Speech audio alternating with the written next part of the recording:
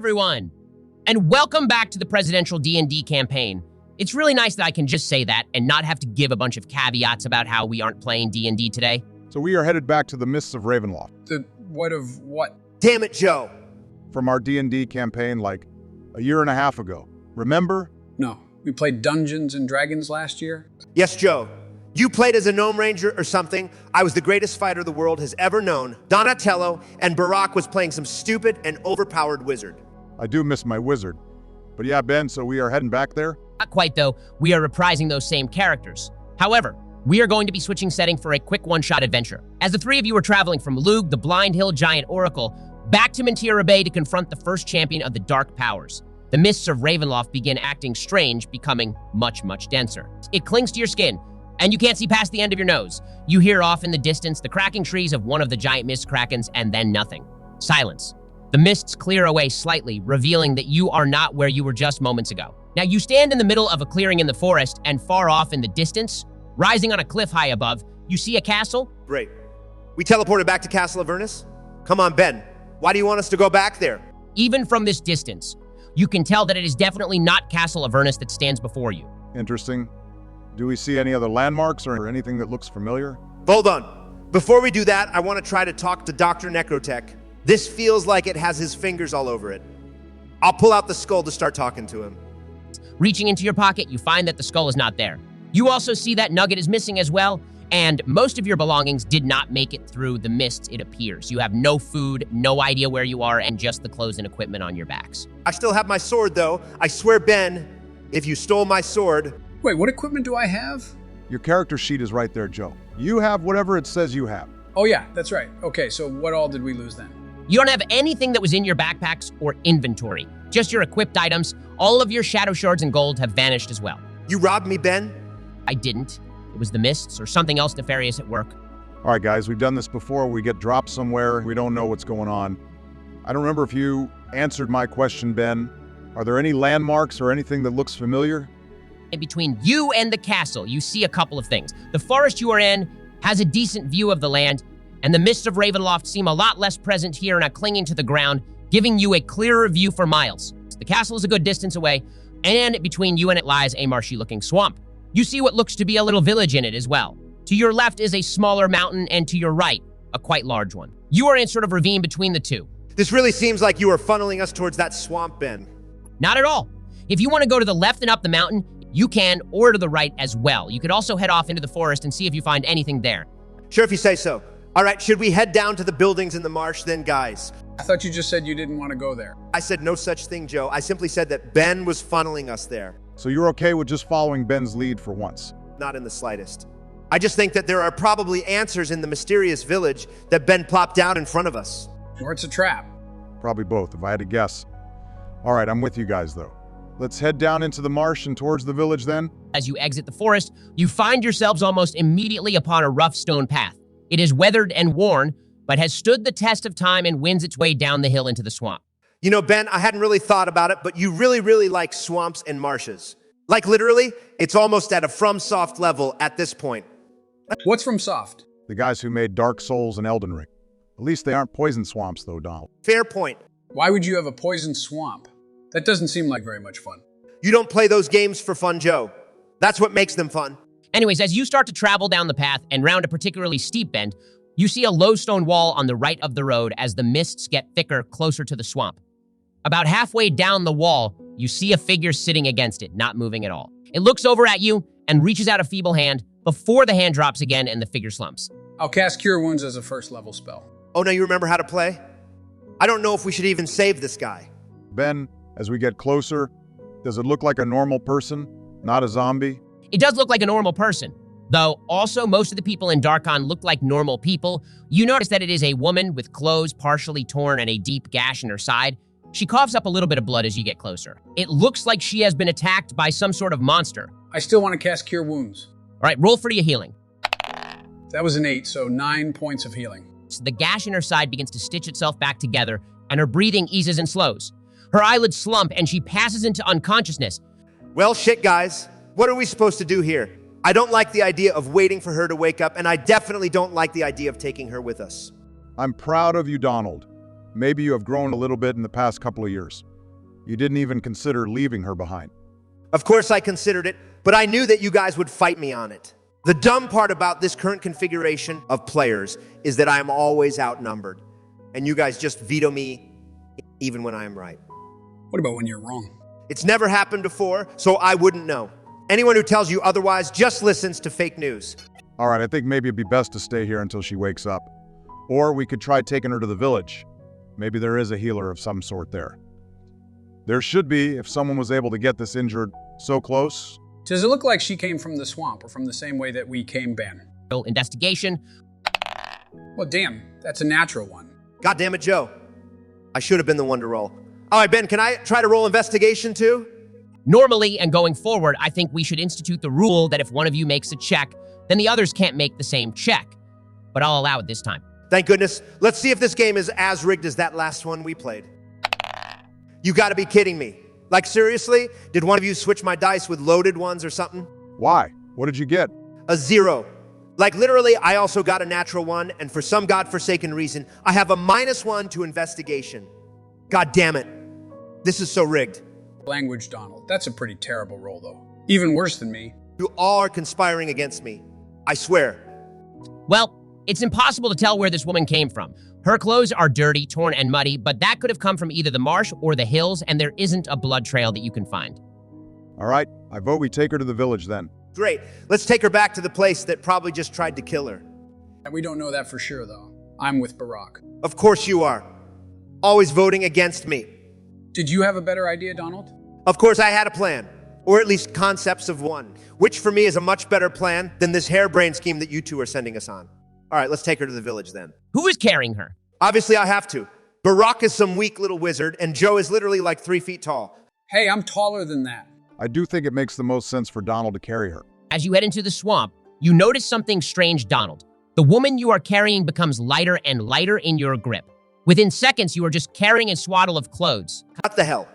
What's going on? You hear a voice, an almost ethereal whisper in the wind. Kindness is rare and must be repaid in full. True danger is ahead, but you must travel to the castle with haste. The ancient awaits. The land must be destroyed before time runs out. From the bundle of clothes that Donald carries, 4 cards flutter out and fall to the ground, arranging themselves like a cross. What sort of witchcraft is this, Ben? Nothing quite like anything I've seen before. That's foreboding. Can I take a look at the cards, Ben? And I want to make an Arcana check, if that's okay. I'll drop the clothes off to the side. All right, let's start with your Arcana check, Obama. Let's hope I have more luck than Joden and Donatello. Well, it's a good thing I have a +7 for Arcana. That was an 8, but now it is a 15. There is definitely magic at work here, but it doesn't feel like the magic that you studied at the academy or have encountered before. This magic feels a bit more alive and adaptive, less clinical and controlled. There are definitely some things you could learn here. Interesting.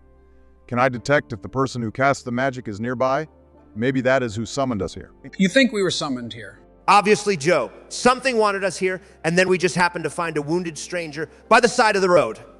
Come on, even you are smarter than that. And of course that was suspicious Donald, but also the Mists of Ravenloft have a mind of their own sometimes. Maybe it was just the will of the Mist that we came here. Could be. All right, Joe, you wanted to look at the cards, right? Yeah, that's right. Do they look like playing cards or greeting cards or Magic the Gathering cards? Obviously greeting cards. Come on, Joe. They look more like tarot cards. Something is reading our fates. I'm guessing they didn't fall like that coincidentally. Probably shouldn't move them. Anyone know how to read these? As if on cue, you once again hear the voice on the wind, and one of the cards almost begins hovering on a gust of wind. It bears the priest, the master of glyphs. History of the ancient, written by his own hand, will be found amid the ruins in a place of supplication. The card floats back down, and a second one begins hovering. The paladin, the 2 of swords. A powerful force of good will protect you from the land, to be found with the sleeping prince, the servant of light, and the brother of darkness. As that one lands back on the ground, a third lifts up, the transmuter, the 1 of stars. Power, strength, and light contained within the blade, overpowering the darkness with light. And it lies in the dizzying heights, where the stone beats with the power of its master.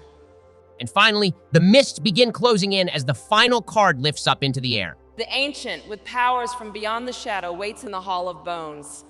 Time runs thin. He must be destroyed, else all is lost. The wind fades, and with it, the voice. Damn, you guys know what this means, right? Stop lying, Obama. You don't know what this means. If I didn't understand a single word of that, there is no way that you did. Oh, come on, Donald. Even I see what we're up against now. You guys are just lying right through your teeth. The audience knows it too. Fine if you are not lying. What are we up against, Joe? We are in Barovia. Aren't we, Ben? Yeah, I'm pretty sure he said that these were like tarot cards, but didn't say they were. This is Taraka, and we just had the fortunes of Ravenloft read for us. We are going to have to kill Strahd. Oh, I see. It's not that you guys were smarter than me, just that you've been reading up outside of the game for knowledge we aren't supposed to have. I don't know really anything about the module itself, just that Strahd rules in the castle, and the land is called Barovia. Sounds like pretty much just what Joe knows. And I watched Relleke's videos on it. Man, that was a good series. Hope he comes back someday. Ben, can we link those videos here? All right, yeah, you guys are correct. This is Barovia, but we aren't doing the full Curse of Strahd module today. There is a fun one-shot of sorts called Strahd Dies Tonight, intended to be run as a single session on Halloween. I extend that a little bit, threw in a twist or turn, but that's where we are now. And yeah, if you haven't watched any of Rellike's series, it is linked here and in the description. He played through the first part of the module. It was a lot of fun. All right, so the voice has faded away, leaving the three of you in the middle of the road on the edge of a swamp. The castle looms ominously in the distance, even more so now that you know for sure that is your destination. Well, damn. All right, we should keep heading into the marsh then, right?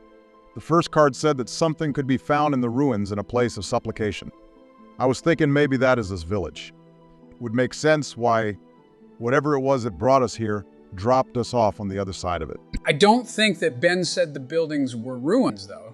It could just be a village, right? That's true. Either way, we have to keep going through the swamp for sure. Unless either of you have some other genius plan. I don't. All right, let's go then. As you follow the worn stone road deeper into the swamp, it begins to break up more and more until the still water from the swamp begins spilling over the edges. Eventually, only the occasional sighting of the road can keep you going forward, and you have to wade through ankle-high water in order to get from point to point. The loud buzzing of insects permeates the air, only broken by your disturbance of the water and the occasional croak of a frog. All right, hold up there, Ben. I don't trust you in the slightest. You're definitely going to be putting some sort of alligator or crocodile or other monster in our path, and we are going to be ambushed. Can I make a perception check? Sure thing. God damn it, that's a 1. Not natural this time, but again, for some reason, I have a -1 to perception. Why is my character so weak? That is really out of character for him. I know you mentioned not doing this, Ben, but can I make a perception check as well? I feel like I'd be trying to keep an eye out for things like that too, or at least trying to make out anything in this bog. All right. Yeah, I think it makes sense in this case. Mostly, I want that rule to apply to things like searching a room for a hidden chest or trying to sneak into a village, things like that. Joe, you can roll perception as well. Damn, that's only an 11 for me. And 8 for me. Maybe this is Call of Cthulhu.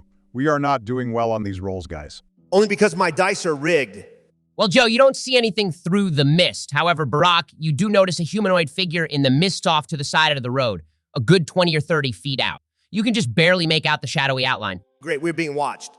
Is it moving or anything, Ben? At the moment. I want to call out to it. Hey there, do you know where we can find that village? Is it still along the road? That was the dumbest thing you have ever done, Joe. Shut up, Donald. That was pretty smart. Now we can see if it is friend or foe. And if it is a foe, then it is far enough out that I can hit it with my short bow and Barack can fire some sort of spell. There is no reply. The figure still has not moved. How deep is the water between us and the figure? You can roll a nature check, but I just gotta say, it is almost impossible to tell. The water is opaque and green, and you can't see the bottom of the water on the road, much less off into the marsh. Can I make the nature check? I feel like as the ranger, that is something I should do. Yeah, go for it, Joe.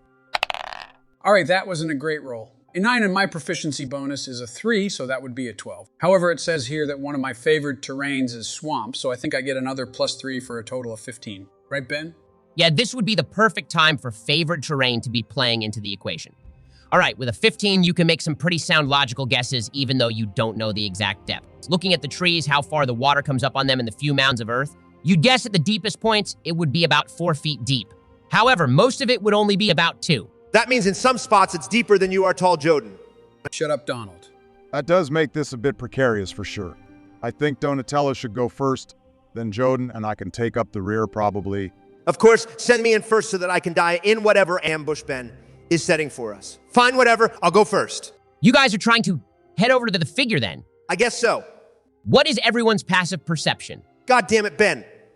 Mine is a 9. God, I really need to remake my character. This guy is way too weak. Mine's an 11.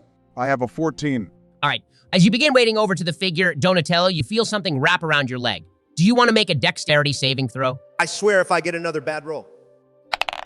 Finally, that's a 14 minus 1 for dexterity. For some reason, leaves me with a 13. At least it could have been worse. You are able to keep your balance, but you do feel whatever it is grappling with your leg, trying to drag you down. Get started by rolling initiative. That's a 19 for me. I got some new dice, and obviously these ones aren't rigged against me. I got a 20. Stop lying, Joe. No, really, I rolled a 17, and I have a +3. If you aren't lying, then you are obviously cheating.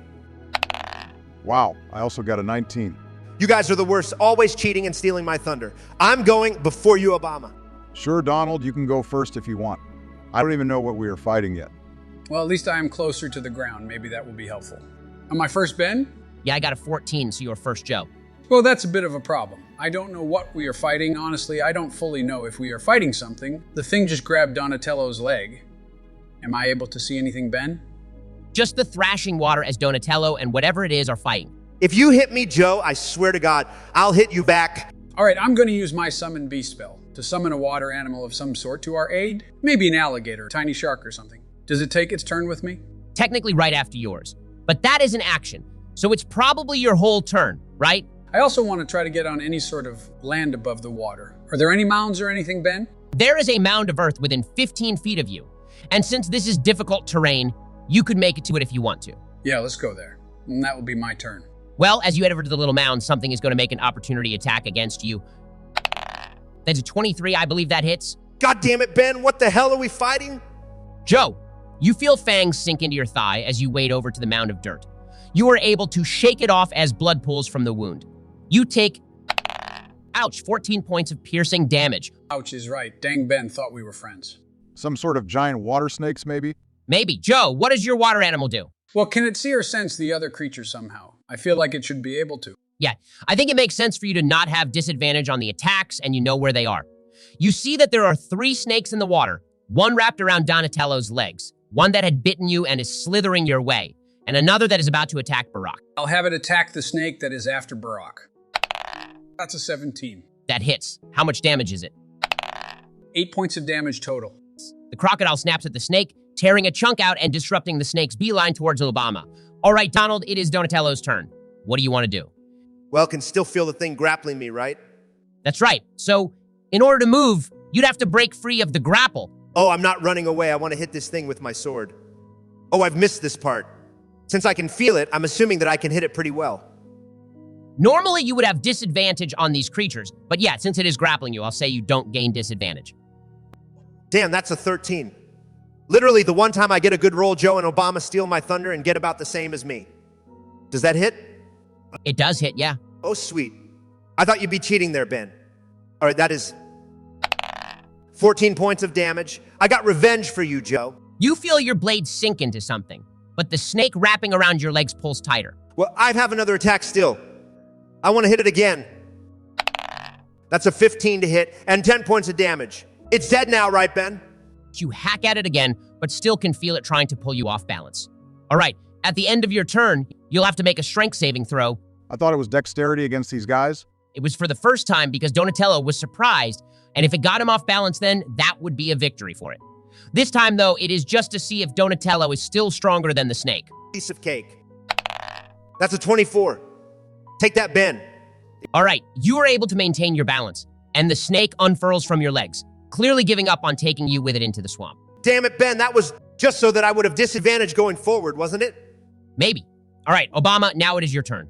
Well, unfortunately, this is quite the predicament for me. I'm guessing fire spells aren't going to be super useful. Electric spells will kill us and the snakes. And I need to see the snakes for something like magic missile. All right, sorry. This might hit you, Donald, but I'm going to cast Hypnotic Patter. Each creature within a 30-foot cube has to make a wisdom saving throw. Can I angle that to hit the 3 snakes? You can. But yes, Donatello, you, and Jotun's summoned creature will also have to make saving throws. Oh, damn, I have to as well. That's not great. All right, the save is 15. Thank goodness, that's a 16 for me. I swear if you charm me, Barak, I'm going to be pissed. God damn it. That's a 5. What happens if I fail? You are charmed until you are either hit or someone uses an action to wake you from your stupor. Well, I failed on 2 of the snakes. The one that was going to attack Obama until Joden's summon interfered is not charmed. Joden, do you want to roll for your crocodile? That's a 16 for my crocodile. All right, so Donatello and 2 of the snakes are charmed and almost hypnotized by the pattern flowing through the air. On the snake's turn, the one that is not charmed is going to attack Joden's summon. That's a 14 to hit. What is the crocodile's act? It has a 13, so that does hit. That is 7 points of damage as it wraps itself around your crocodile, squeezing it tightly. It is both grappled and restrained, which means it'll have disadvantage on attack rolls until the grapple ends. That is the end of the snake turns, though, so we go back up to Joden at the start of the round. You better come snap me out of this, Joe. Do I have enough movement speed to make it over to Donald? You do, yeah. It sucks that this is my action, but I do think that Donatello is probably better suited for this particular battle than I am. I'll head over and shake him awake to break him out of this spell. Thank you, Joe. You are right that you are practically useless in this battle. Really, Donald? After I just spent my whole turn to help you? Just saying. All right, Ben, I want to attack the snake curled around the alligator. Can I see the water thrashing about and stuff? You can, though. You'll have disadvantage on the attack since the water is thrashing about, but you can't see clearly where the snake is and where the spectral alligator is. No worries, I got this, guys. I want to hit it with my longsword. With the disadvantage, that is a 15. All right, that one hits. Of course it does. That is 12 points of damage. And I want to hit it again. That's a 13 to hit. What is its AC, Ben? It has a 12, so that hits as well. I'm on fire right now. Haven't missed a hit yet? I truly am the greatest fighter. 8 points of damage. Finally, I want to action surge and attack it twice more. That's a 16 for 10 points of damage on the first attack. Is it still alive? So the water has turned red with blood, but it is still alive and grappling the crocodile. Fine, last attack. Damn, I finally missed, guys. With disadvantage, it was only a 10. Not bad, though. You did a good chunk of damage. Do you have enough movement to get out of the water? Are you going to try to lightning strike it or something? Something like that. If I can at least... Hold on, I'm still in the water here, and I feel like that's a bad idea. The little mounds here can't be exactly dry, and we won't be either. If it isn't safe, I won't do it. But otherwise, I don't have a whole lot that I can do here. I could throw a fireball, but that doesn't seem very effective in the middle of a swamp. What happens if you cast a fireball underwater? I think you'd have to find out. I'm guessing just an explosion of steam and heat. All right, well, I guess it's worth trying. And at least I can aim it to not hit you guys. All right, is it my turn then? Yeah, I believe so. Unless you wanted to do anything else, Donald. No, I'll move out of the swamp onto the land if I can. But other than that, I'm all done. All right, I'll cast fireball in the safest place I can. If I hit Joe's crocodile, I'm okay with that one. But I don't want to hit Joden or Donatello. Hey, that's called friendly fire. You were able to pick a spot that'd be safe, most likely. All right, then I'll cast fireball. The snakes will need to make a dex saving throw. I got a 6, a 17, and a 20. Joe, do you want to roll for your crocodile? 16 for me. Do I just roll regular damage, Ben? Yes, you let off a fireball, which erupts in the water, throwing off steam and smoke. A wave of boiling water rolls over from the fireball. So everyone is going to take 1/4 of the damage. The one snake who failed will take full damage, and the others will take half. God damn it, Obama. Well, it was probably better than lightning. Sorry, guys. That's 34 damage. So half is 17, a quarter is 8? That sounds right. Yeah. So you 3 will take 8 damage. One of the snakes, the most damaged one that was wrestling with the crocodile, took 17 points of damage and cooked on the spot. The other one that Donald was fighting hisses and starts slithering away as fast as possible through the water. And the final one took the brunt of the blast, but is staying in the fight. Joe, is your crocodile still alive? It'll have taken, I think, 24 damage total. He has 30 health, so he is still hanging on. Sounds good. Anything else for your turn, Barack? No, I think that's all for me. Nothing is hypnotized anymore then, right? Yeah, the snakes all took damage. Though there's only one snake left in combat. That one's going to try to attack Joden, since he is the closest after running over there to shake Donald awake. See, Donald, this is what happens when I try to help you. That is a 23 to hit for 12 points of damage. Ouch. I'm okay, though. We might need to rest after this fight. I don't know if that is the smartest idea inside of a haunted swamp. It isn't, but that's okay. I'll fend off anything that comes after us. I'm doing okay on health. That is the end of the snake's turn, so we are back to Joden. I want to hit the snake with my short sword. With the disadvantage. That one is a 16 for 9 points of damage. Then I want to hit it again with my extra attack. That one is a 13. Does that still hit? That does, yeah? That is 10 points of damage then. That is just enough to finish off that snake then. All right, that means combat is over. Is that humanoid figure still over there watching us? The mists are even darker with the steaming marsh from your fireball, but you can still see the humanoid shape through the mist. All right, I'll head over to that then. As you approach, you realize that this is definitely not a person, but is a shrine of some sort. You see a sloping road leading away, heavily eroded from the marsh. There is a statue of a woman standing with a lantern in her hand, though it is also clear that this has long since been abandoned to the sands of time. Her face has almost entirely been erased from water and wind, and the foundation under her feet is fading away. Are there any inscriptions or anything? Can I make an Arcana check to see if there is any magic at work here? Sure thing, go for it. Not great. That's a 12, though. You do feel the remnants of a protection spell, though it is weak and fading. And there is an inscription on a small plaque on the foundation, though it is difficult to read and decipher. The only words you can read on it are Berez Sanctuary and Betrayal. Well, that doesn't sound good. No, definitely doesn't. I have a bad feeling about that village there. The voice did start by saying danger was ahead. I'm pretty sure the voice was meaning Strahd and the castle. But yeah, obviously the village is a trap. I've been saying that this whole time. Should we take a rest here? Ben, is there enough dry land that we could take a long rest without being ambushed by snakes again? There is a mound of dirt that this figure is on, so you'd at least see the snakes before they attack. We should definitely keep a watch. What time in the day is it, Ben? It's difficult to tell through the mists, but it's probably early evening. Sleeping now would mean that you could enter the village in the morning. Fine, I'll keep first watch. I bet now that we are camping in the muck out here. The village is actually totally fine, and there is a nice tavern we could stay at instead of camping out here. Camping is fun, Donald. And besides, when have you seen a nice tavern while we have been in the mists? Doesn't seem likely that this village in the middle of a swamp has something like that. And the village is probably a trap. At least this way we are going in with full health and abilities. Okay, so Donald is keeping first watch, then Obama, and then Joden. Does that sound like an okay order? That's suspicious you planned our watch order for us, Ben. It is a bit suspicious, I'd agree. But yeah, that sounds like a good watch order. Sweet. All right, the three of you hunker down under the worn-down shrine of Berez, feeling a little bit of comfort from the fading protection spell. The darkness makes the mist seem more ominous, looming all around you. Donatello, you took first watch. Do you want to make a perception check? God damn it, Ben. Can't you just give us a break? That's a 13. Your watch passes uneventfully. The mists around you seem calm and undisturbed. By the time you wake, Barack, the moon is just visible through the mist overhead. You can hear the cries of wolves far, far off in the distance. Obama, now that it is your watch, do you want to roll perception? Are you just messing with us, Ben?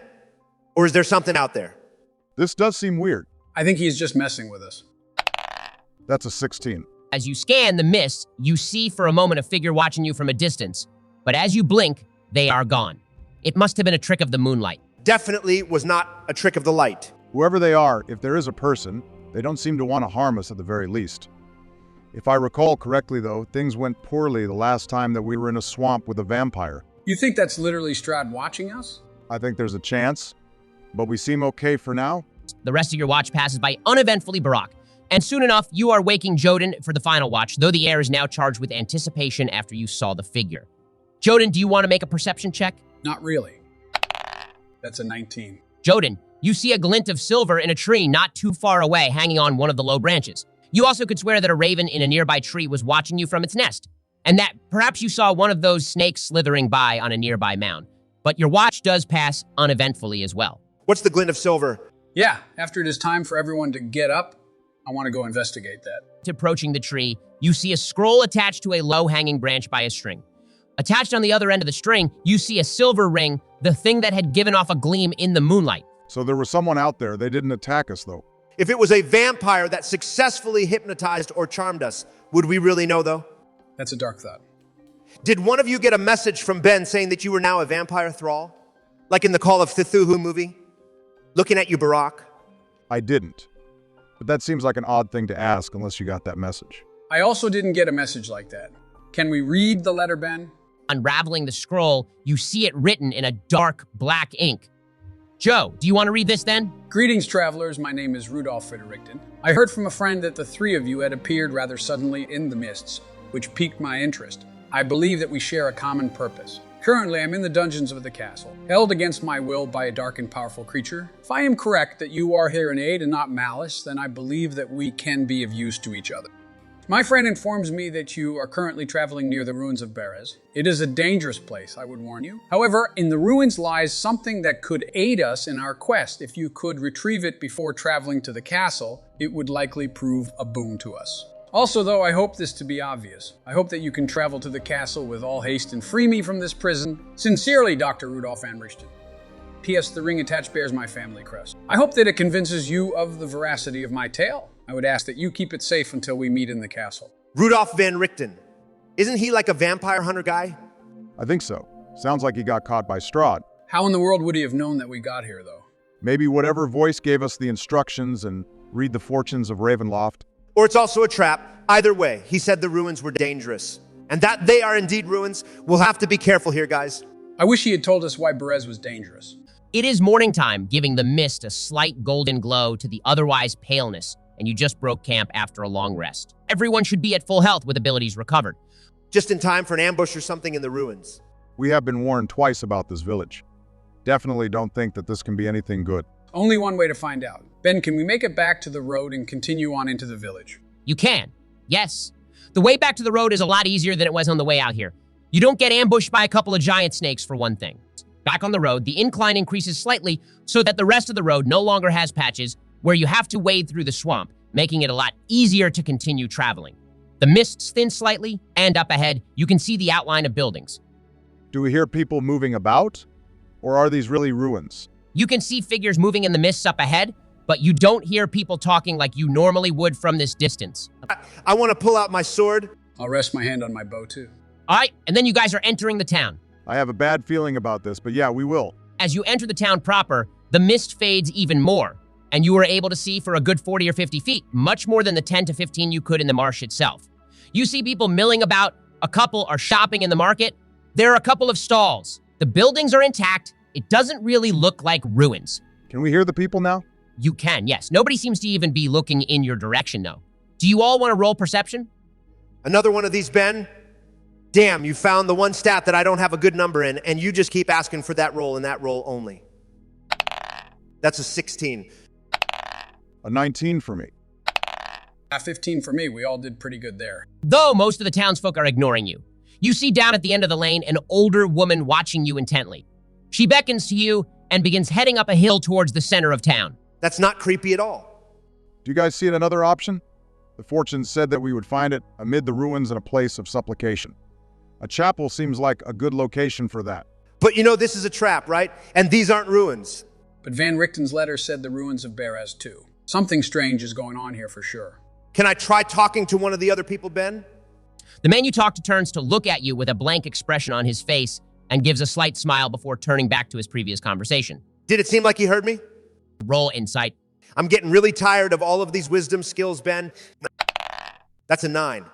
You can't quite tell if he heard you and is just ignoring you, or if he just didn't recognize that you were even here. That's not normal. Yeah, but we need to keep moving up, I think. That old woman saw and beckoned to us. Maybe she knows what is going on. More like she caused whatever is going on. These guys are creepy. Fine, let's follow her up to the chapel then. The woman had stopped for a moment, but seeing you following her, continues up the hill. She opens the doors to the chapel and steps inside, leaving them open behind her. Here goes nothing. Ben, can I prepare a spell to cast if anything weird happens? Sure. What spell are you preparing? Scorching Ray, I think. Sounds good. As you enter the chapel, you see several rows of pews, and the older woman off to the side in front of a large portrait of a man in regal clothing. She lights one of the many, many candles all around the painting and busies herself with moving things around on the altar. Hello there. She looks over her shoulder. Hello, comes the raspy voice. She turns back to her task of organizing the altar. How can you see us? It seems like nobody else has paid us much attention. Strangers are dangerous in Barovia. Never trust someone that comes in off the old Svalich road. It tends to end bloody. Should we trust you then? I didn't come in off the old Svalich road now, did I? So people were ignoring us because they thought we were dangerous. Perhaps not. People have their own reasons to do the things they do. What brings you to Berez, travelers?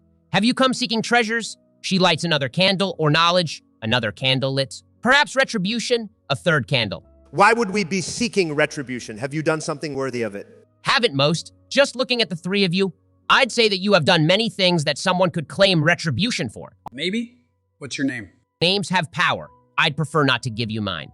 You may call me Granny. Most here in the village do. Well, Granny, We have come seeking an artifact of some sort, so I guess you could say that we have come seeking treasure. Though we do not fully know the reasons why we are here either. What is the artifact that you seek? We don't really know. Knowledge of the ancient, does that mean anything to you? It could mean many things. Why do you seek such knowledge? It can be dangerous in the wrong hands. All right, she's definitely in on this whole thing somehow. Does her voice sound like the one that we heard before? Or is it completely different? It doesn't sound like that voice. No. The woman in front of you now sounds raspy and harsh, whereas before it was just a voice on the wind. We don't fully know why we are looking for the knowledge either. We only arrived here recently. The woman lights a fourth candle. I see. So he did not send you. You came of your own volition? I don't know about our own volition. We don't really want to be here. We just want to get the artifact and be on our way. Another candle lit. Unfortunately, you are here. And I'm afraid you will not be on your way soon at all. I want to fully draw my sword.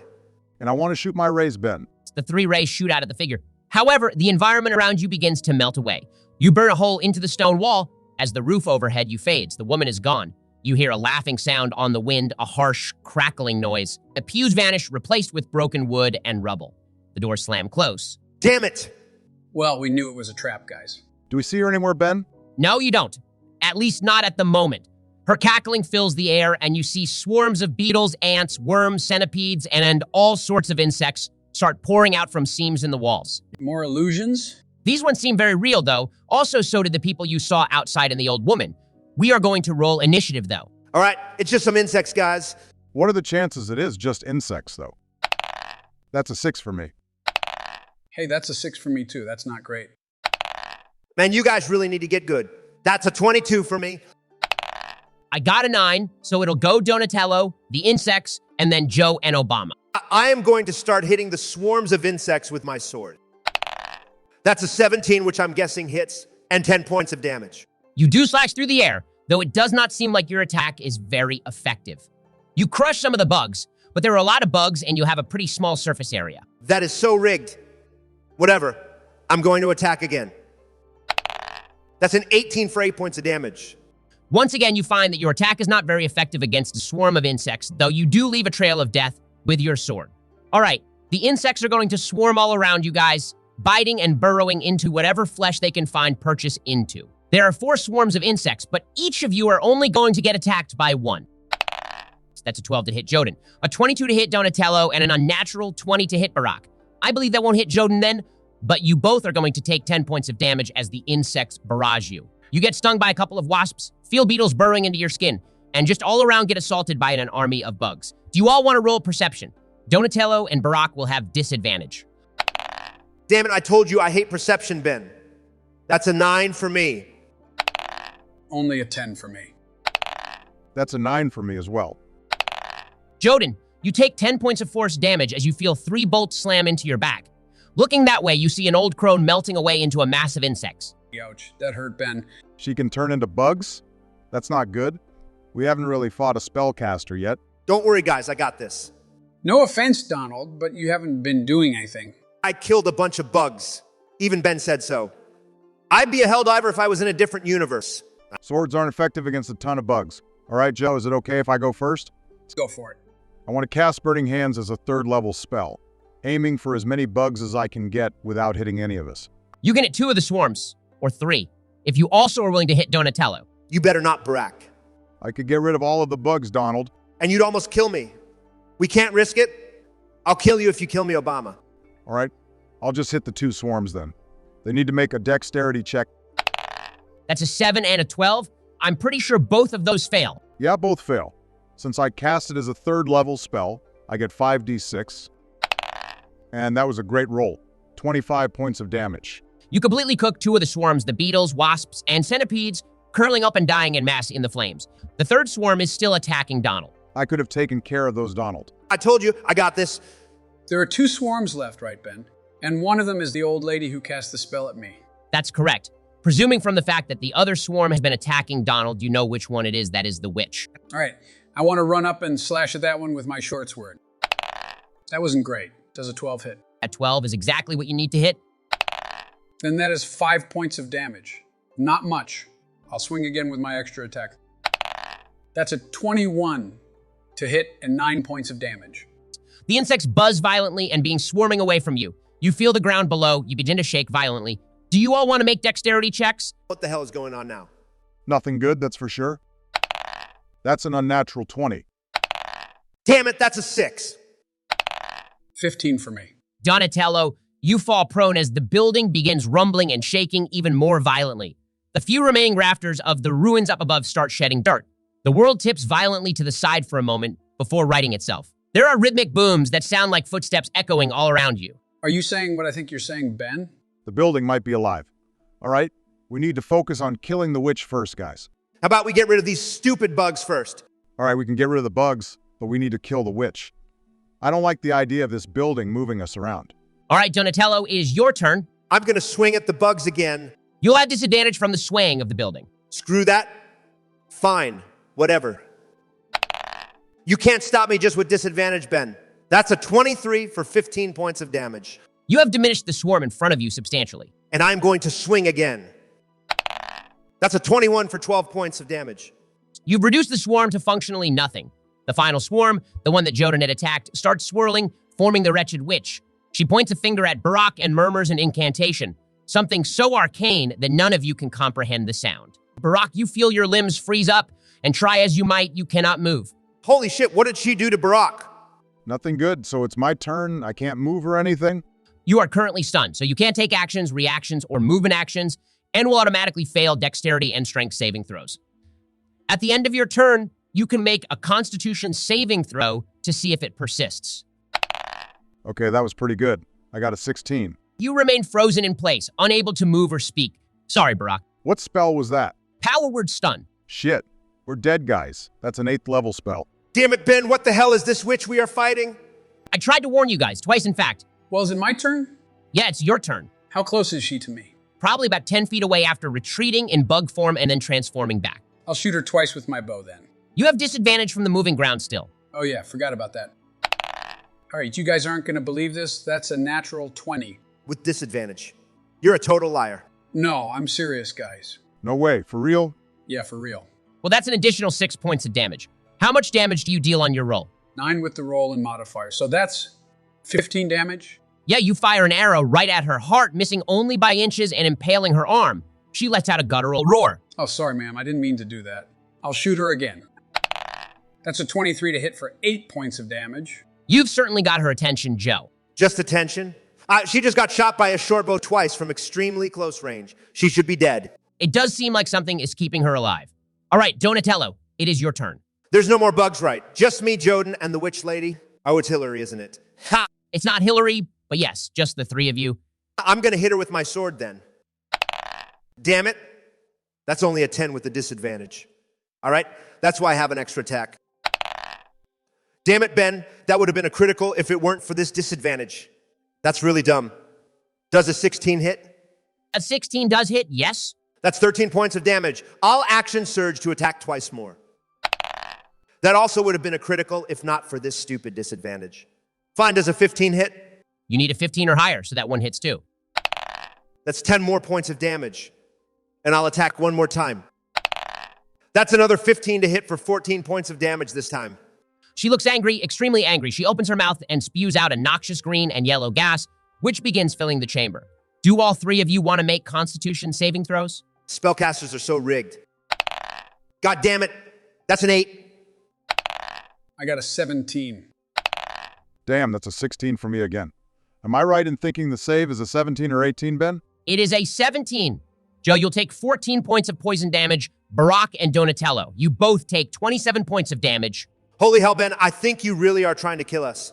Again, I tried to warn you guys. All right, is it my turn again to try to break out of this spell? Yeah, that was the witch's turn. Finally, okay, that was a 19. I'm freed from the spell then? Yeah, you are freed from the spell. Can I take a bonus action? Not normally, but I'll allow it. I want to cast Healing Word on myself as a 4th level spell. Thank goodness, all right. That was 17 points of healing back. I was at 7 health, guys. I was almost dead, and I couldn't move or talk or do anything. We get it, you were taking a nap. Are you ready to help us now? I've been helping Donald. He could have fooled me. All right, is it my turn?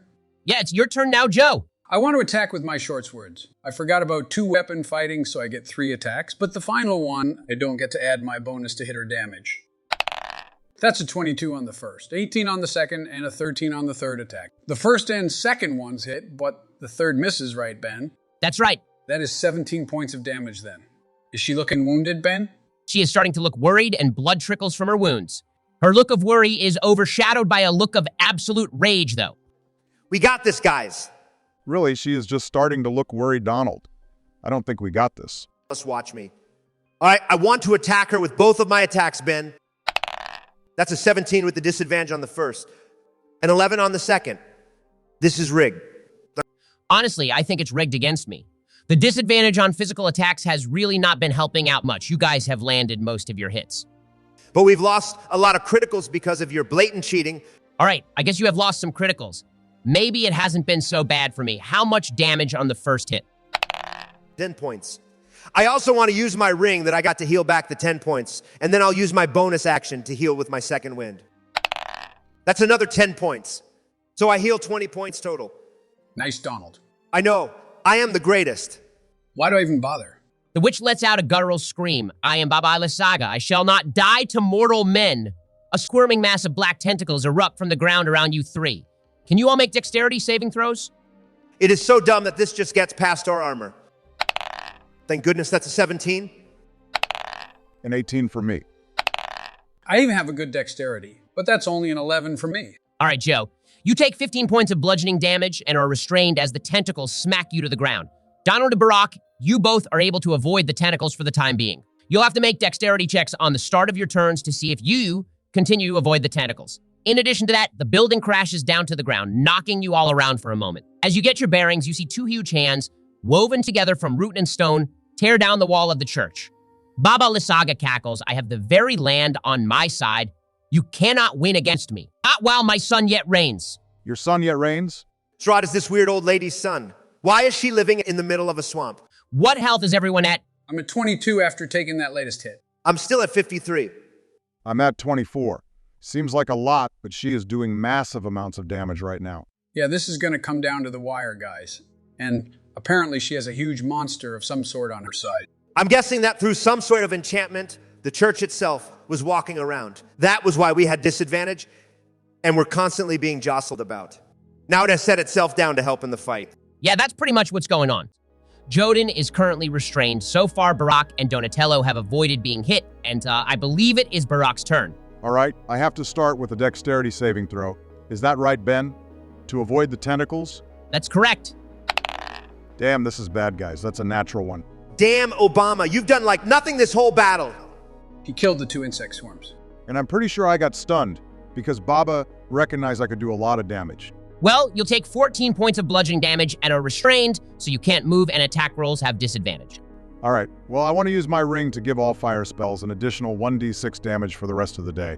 Then I want to cast Fireball as a third level spell. Can I hit both Baba Lysaga and the giant hands? Since you are restrained, aiming accurately like that will require a dexterity saving throw. I think 10 seems like a good challenge rating. So no matter what, you can hit one of them. If you get below 10, you might hit someone else as you aim your spell. If you get above, then you can hit both of them. I swear, Barack, you've already hit me with multiple spells. And you'll kill me probably if you hit me with a fireball. All right, I get it. I'll just aim for Baba Lysaga. That is a 14 on my roll. And unfortunately, Baba doesn't have anything for dexterity. Your spell save is a 15, right? Yeah, that's right. So she does fail then. How much damage? With the extra d6, that's an even 40 points of damage. Holy shit! What the hell are you doing, Barack? Why didn't you do that sooner? I couldn't, or I would have. Abba lets out another guttural scream as the fire rips into her, leaving her a charred corpse. The giant hands are going to slam the ground in anger as the black tentacles fade away. Wait, the hands are still alive? Yep. I thought they'd fade if we killed her. Maybe she isn't dead. Does it take more than that to kill her? No worries, guys. I got this. Well, it is Joan's turn next. I don't know what I'm supposed to do against a giant thing like this. I guess I'll run up and slash it with my short sword twice. That's a 13 and a 15. What do I need to hit? Sorry, Joe. Neither of those hit. You need a 16 or higher to get it. You run up and begin slashing with your sword, but all that is accomplished there is your sword is dulled a little bit. Guys, we might die here. Maybe it's friendly? It just slammed its hands into the ground in anger when we killed Baba Lysaga. It's not friendly. I know Donald, but one can hope, right? Well, it is your turn, Donald. I'll also slash it with my sword. I'm taking this thing down. That's a 16 and a 22 for 22 damage total. You cut a few of the roots, but it hardly looks bothered by it. It is going to swipe at Donatello twice and Joden once. That's a 15 and a 21 to hit Donatello, and a 30 to hit Joden. A what to hit Joden? Is that even possible? A 30 and it wasn't a critical hit, Ben. No, I rolled an 18. Damn. We might die here, guys. Obama, we need a long shot spell here. I have an idea, but I have no idea if this is going to work, guys. How much damage has it been? I didn't roll great, but that is 25 damage at Joden and 28 at Donatello. And that was with a bad roll? God damn it, Ben, this is such a rigged fight. Again, that's why I warned you twice. But you all decided to follow an old lady into a church when you knew it was dangerous. I mean, you could have investigated the town, found out everything was an illusion, went in a bit more prepared. But you walked straight in. I thought I had warned you sufficiently. That is a good point. But is it worth a total party wipe? I mean, that would be a pretty sad conclusion to the adventures of Barak, Donatello, and Joden. Well, I am down for the count. Is it my turn? Yes, it is. First, I want to heal up Joden with Healing Word. That's 6 points of health. Then, and this is a long shot, I want to try casting Dispel Magic on the church. Here's hoping that Ben meant it when he said that it was an enchantment. I believe you have to make an ability check since it is above a 3rd level spell. The enchantment is operating at a 7th level spell, so the spell save DC is 17. Holy shit, are you about to save us, Obama? I'm going to try at least. If not, well, at least Joden is back up to attack it again. Guys, I just landed a Hail Mary. That's a natural 20. Thank the gods. All right, I got to give this one to you, Barak. You did a good job. I'm quite impressed. I didn't even know you had Dispel Magic. You hear a loud popping sound from the altar, and looking over, see a ruby pendant hanging on a small hook shatter completely. The 2 arms freeze in place, and the rumbling stops. We did it. You guys did it. All right, this will be the only time I'll ever say this, but we are the greatest. You don't want to try to claim all the credit. I would. But for once, it's a good thing that you are playing a super overpowered wizard. Wizards are really cheap, but apparently they can come in clutch. I really thought Ben was going to kill us there. I thought I was going to as well. But I couldn't lie on any of the rolls or anything. You guys chose to walk in. You had to fight the battle you chose. You did help us out, though, I'm guessing. The church was walking away at the beginning instead of joining the fight. If that thing was around for another round or two, we would all be dead. That's true. Looking outside the church, you have moved a good mile or two closer to the castle, though you are in the middle of the swamp now, with no road in sight. It looks like Baba Lysaga was taking you to the castle. That doesn't sound great. We were already going there. Why was she taking us there? Also, it sounds like Baba Lysaga is Strahd's mother. We just killed his mom. He might be a bit pissed at us. It was self-defense, but yeah, I don't think Strahd would take that well. All right, should we search for this artifact? I'm guessing it's by the altar somewhere. At the side of the altar, a book that had fallen down catches your eye. The dry parchment looks ancient, and it is written in a rich, dark red ink. You recognize its blood. Is it a spell book, or what is it? Opening the front page, you find that it is a journal of some sort. We did all of that for a journal? That might kind of make sense if it is Strahd's journal. I believe the Fates said knowledge of the ancient written by his own hand. This would be exactly that. Can I read the first entry, Ben? Sure, here you go. The dark powers have cursed me. Every time that I get close to her, some tragedy from another worldly entity prevents me from having my freedom. I feel their eyes upon me, even vampire, judging me ever. You're wrong. I have done what I have done for the benefit of my people, not for my own gain. I am the rightful ruler of Barovia, the rightful king of this land. I shall not stand for interference. I shall hide this place from their sight, and shall once again be king unto myself. So Strahd isn't a fan of the dark powers either. Maybe he could help us in killing off the champions. Somehow I doubt that he would be willing to help us. I do wonder, though, perhaps this time we're the tragedy to befall him, and whoever he means by her, maybe the dark powers themselves, brought us here to stop Strahd from having what he wants. So do we continue? Do we try to kill Strahd, even if it means serving the dark powers? Well, so far, all the dark powers have done is save Joden and give him tons of power. Hell, even the resistance to necrotic damage seems like a great ability to have. I say we help them out and stop Strahd. You hear a cough from the entrance to the church. So, you have killed Baba Lysaga. I'm unsure whether to be impressed or displeased. You're kidding me, Ben. Is this Strahd? I see that you already know of me. I'm hardly surprised. However, I do not know you, which is an interesting occurrence. Very few have ever entered this land without my knowledge. Sorry for killing your mother. Strahd lets out a mirthless laugh. She was not my mother. My mother was buried in the family crypt far, far away from these lands. Baba Lysaga was my mother's nurse and helped to raise me as a child. My mother exiled her when I was still young. I must admit, I was curious about how she also claimed these lands, but as she did not pose a threat to me, I saw fit to leave her to her machinations. Oh, well, in that case, sorry to kill your nurse, I guess. Strahd eyes the three of you closely. Why have you come to this land? Are you servants of the Dark Powers? I don't serve anybody except myself. We aren't friends of the Dark Powers, no. They have no friends, only servants. To think otherwise is to be deceived. Very well. If you are not here as servants, then I insist you come to my castle as friends and join me for dinner. It has been a long time since I have hosted anyone from outside the mist. I insist you tell me of where you have come from. Do you have good cooks? He looks at you curiously, judging whether you meant insult or genuinely asking. The greatest in Barovia, I assure you. Well, do you accept my invitation? I don't think you are supposed to accept invitations from vampires. He flashes a grin showing pointed teeth. It would be unwise to decline one as well, especially while you are compromised. Sure. We'll come to dinner at the castle. When? Tomorrow night, if that would suit you well, to give you time to bathe and recover from your encounter. My servant Reherin waits outside with a carriage to escort you to the village of Barovia.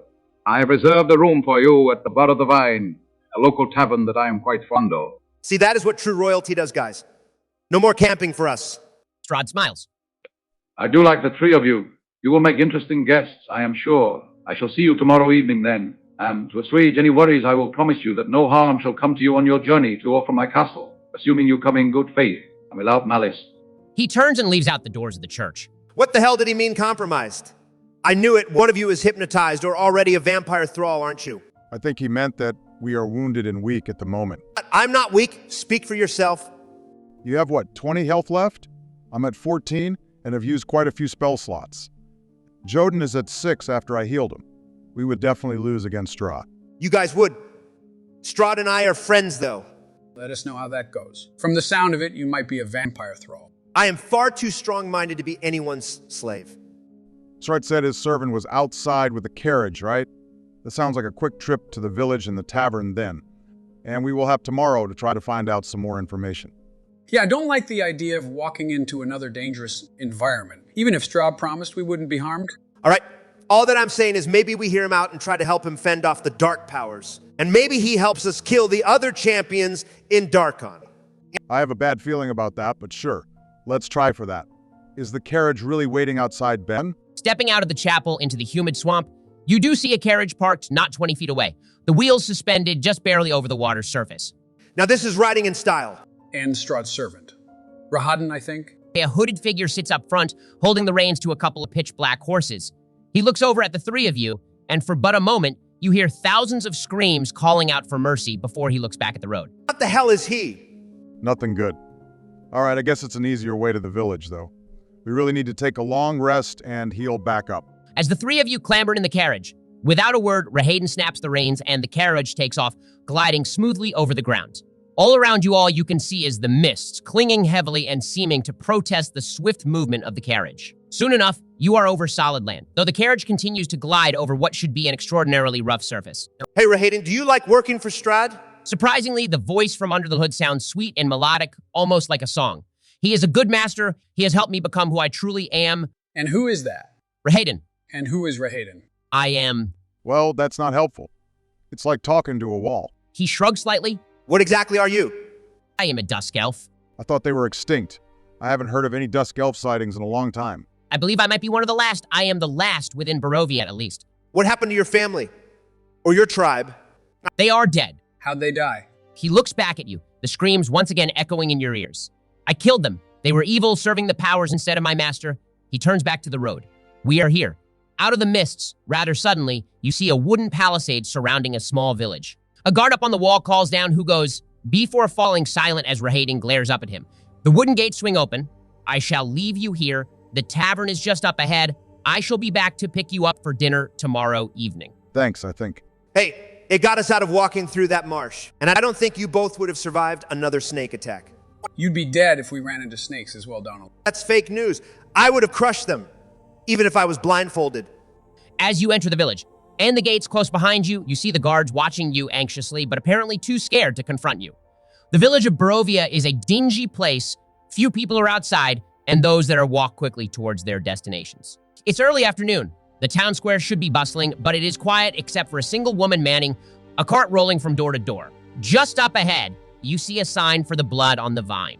That's an appropriate name, I guess. Sounds like Strahd has free reign there. We should probably keep a watch tonight and stay in the same room. Maybe we even turn in early and keep a double watch. Have only one of us asleep at a time. I don't like this, guys. Strahd knows exactly where we are, though he hasn't tried to hurt us or anything yet. First off, I need some food. We lost all of our supplies, so I haven't eaten in like 2 days. Ben, I want to order some food and beer from the barkeep. Walking into the blood on the vine, it is definitely not a 5-star establishment. You see a rat scurry across the floorboards, and there are a few people in the room. A group of 3 hooded figures sit at a table off to the side, and behind the bar, a short, pudgy man stands wiping down a glass over and over. He looks up as you enter. Hello, what do you want? A pitcher of your finest ale and a platter of food, please, and thank you. He continues wiping the glass for a moment. That'll be 2 silver pieces. We are friends of Count Strahd. I'm sure he wouldn't want us paying for our food. With a glare, he sets down the glass. Of course, he walks into the back room, and you hear some scraping of utensils. Well, he is definitely spitting in our food. Yeah, that was pretty rude, Donald. Why? Do you guys have any coin? I didn't think so. This way we still get food, but don't have to pay. And the whole village will think we are working for Strahd. So they won't bother us. Look, we aren't staying here for long. I don't know why we would need the people to like us. Better to make friends than enemies. And if you aren't ever going to see them again, then what is the difference? This man comes back out with a pitcher of wine and a plate pretty sparse on food. He sets it on the counter. I assume the rooms upstairs are for you lot. That elf was already in here reserving them. That'd be right, my good man. We'll be turning in early. I want to take the food and wine up to the room. There are 3 rooms, each with a small bed and window and not much else. Well, didn't expect it to be comfortable. I still think we should keep a double watch and just one of us sleeps at a time. Tomorrow we can go ask around town. Could be that one of the other artifacts is here, and we could read more from Strahd's journal. I'd agree. Yeah, sure, whatever. Strahd is our friend, though, I'm telling you guys. All right, so a couple of things. 1, we will all level up to level 8. 2, the night passes uneventfully. Around midnight, you do hear some wolf howling, and it seems closer and within the town walls, but nothing tries to enter your room and no Strahd or anything. Sweet. Level 8. This is going to be awesome. And it means that Strahd is probably a tougher fight than Baba Lysaga. Will we keep these level ups when we head back to Darkon then? Yeah, you will. 8th level means you get an ability score improvement, but I think that's the main thing for everyone's class. Obama, you also get to learn 2 new spells and add 2 more prepared spells. I'm going to improve my intelligence by 2, and then I'll learn Evard's Black Tentacles, which is the spell Baba cast on us, and Blight. Both of those seem pretty powerful. I'm also up to 50 health points. I got an 8 on my health points roll, so I'm up to 81 health points. And I am also going to increase my strength twice to put me at 20. I'm going to do so much damage. I'm putting a point in dexterity and a point in constitution. So I am up to 76 hit points and an 18 on my dexterity. Great, and everyone should have taken a long rest too? All right, we do start the next morning in the village of Barovia. You kept a double watch last night, and we're also able to read a bit more of the Tome of Strahd, the journal that you found on Baba Lysaga's altar. Donald, do you want to read this one? Exithanter in the Amber Temple showed me the way to bind them, sealing them away, so that they could no longer exert their influence over anything. It has made me contemplate the nature of the dark power. Were they once men? How did they gain the powers of minor deities? What dark path they forged with what dark entity? How do they control the mists? Exithanter is no help on these matters. His mind has mostly faded to the ages. He must be millennia old at this point. If I had not freed him from that cage, he likely would be completely insane and thus helpless. Regardless, his current state of mind means that it is not safe to keep the vessel for containment with him. I have stowed it in the castle where it is safe. No one would dare to remove it from there. At that point in the passage, there is a large section that is completely illegible. All you can make out is that he watches over it still. Away contain the dark powers sounds like something that would come in handy for sure. Might even mean we don't have to fight the champions, if we can capture the rival dark powers instead. Capturing a minor god, though, that sounds difficult to say the least. I could do that easy. I say we still fight them, though. They sent us here and robbed us. Nobody robs Donatello and gets away with it. Not even the dark powers. I think sealing them away would be just as good as fighting and killing them. I'm assuming it's pretty permanent. Well, in the meantime, we still have to have dinner with Strahd, and might as well search around town. Do you guys remember the other 3 clues? I am pretty sure the last one was where we are destined to fight Strahd, in the Hall of Bones. It seems like he has taken the title of the Ancient, and the final clue was that we would find the Ancient in the Hall of Bones. The other two were something about the dizzying heights, where the stone beats with the power of its master. And then the other was with the sleeping prince, the brother of darkness or something. I feel like the first one is probably in a tower or something. And the second sounds like it is in a graveyard or a crypt. Maybe if there is a family crypt in the castle? What about the Amber Temple thing he mentioned? Should we go check that out? I don't think we need to. Strahd said that he took whatever concealed the dark powers and stored it in the castle. I'm guessing that the illegible part was where Strahd said he hid it. He watches over it still is the only part of that we were able to decipher. Could be in the crypt as well, like how the sleeping prince is guarding one of the artifacts. What could be powerful enough to seal a dark power? That sounds like some serious mumbo-jumbo. I can wield it if we find it. Probably just like an infinity gauntlet or something. Now that I am thinking about it, I wonder if that could remove Joe's dark gift too. If we aren't fighting angels, I kind of like my dark gift, though. Resistance to necrotic damage seems pretty good in the mists of Ravenloft, and I just need to wear gloves to cover my hands. But we don't know if there are other costs associated with it. Anyways, first things first, what do we want to do in town? I want to go find a level 2 sword. You have no money, Donald. Oh yeah, I forgot about Ben's act of casual cruelty. Who would think that I have no money? Oh well. Maybe we can trade it for something, or do a quick side quest. As you head out into the town, you do see a little blacksmith shop. However, it is currently closed. You see a procession of people moving through the streets, 8 of them carrying a casket. A funeral? That's not great. A few of the townsfolk glare over at you, but most of them just continue with blank expressions on their face. There's only about 20 people in this group, and they are currently heading over to the small chapel. Why are they glaring at us? Probably because Donald told them we are working for Strahd. Something tells me that he is not the most liked leader. Nonsense. I'm sure everyone loves Strahd. They probably just hate Relleke. Who died then? Did you want to ask someone to just follow them up to the church and try to discern it? I'll ask one of the processioners in the back. A young woman is following closely behind, but far enough that you can talk with her without disrupting the procession. Tears stain her eyes as she looks up at you three. It was the burgomaster. He was my father. Damn it, Donald. Why'd you have to ask her? Ben's the one who made me ask her. Obviously, I would have asked someone else. We are sorry for your loss. What happened? Some wolves have been prowling around our house for the last few nights, courtesy of our lord. My father finally had enough and went out to try to scare them away, and her voice trails off. But she steels herself and continues following the procession towards the chapel. Interesting. I wonder why Strahd wanted to kill the burgomaster. It looks like you might be able to ask him yourselves. As you follow the procession, you see Rellike's carriage come through the gate, and Strahd steps out. He follows quietly to the churchyard, stopping just outside of it. Hey, Strahd, you killed this guy? I did no such thing. I would not kill, shed needless blood, particularly Tatiana's father. So you know who it was that died, though? You know all of my subjects. I think Tatiana blames you. Why is that? Grief. I only wish they had told me that they were being hounded by the wolves of Ravenloft. I could have intervened.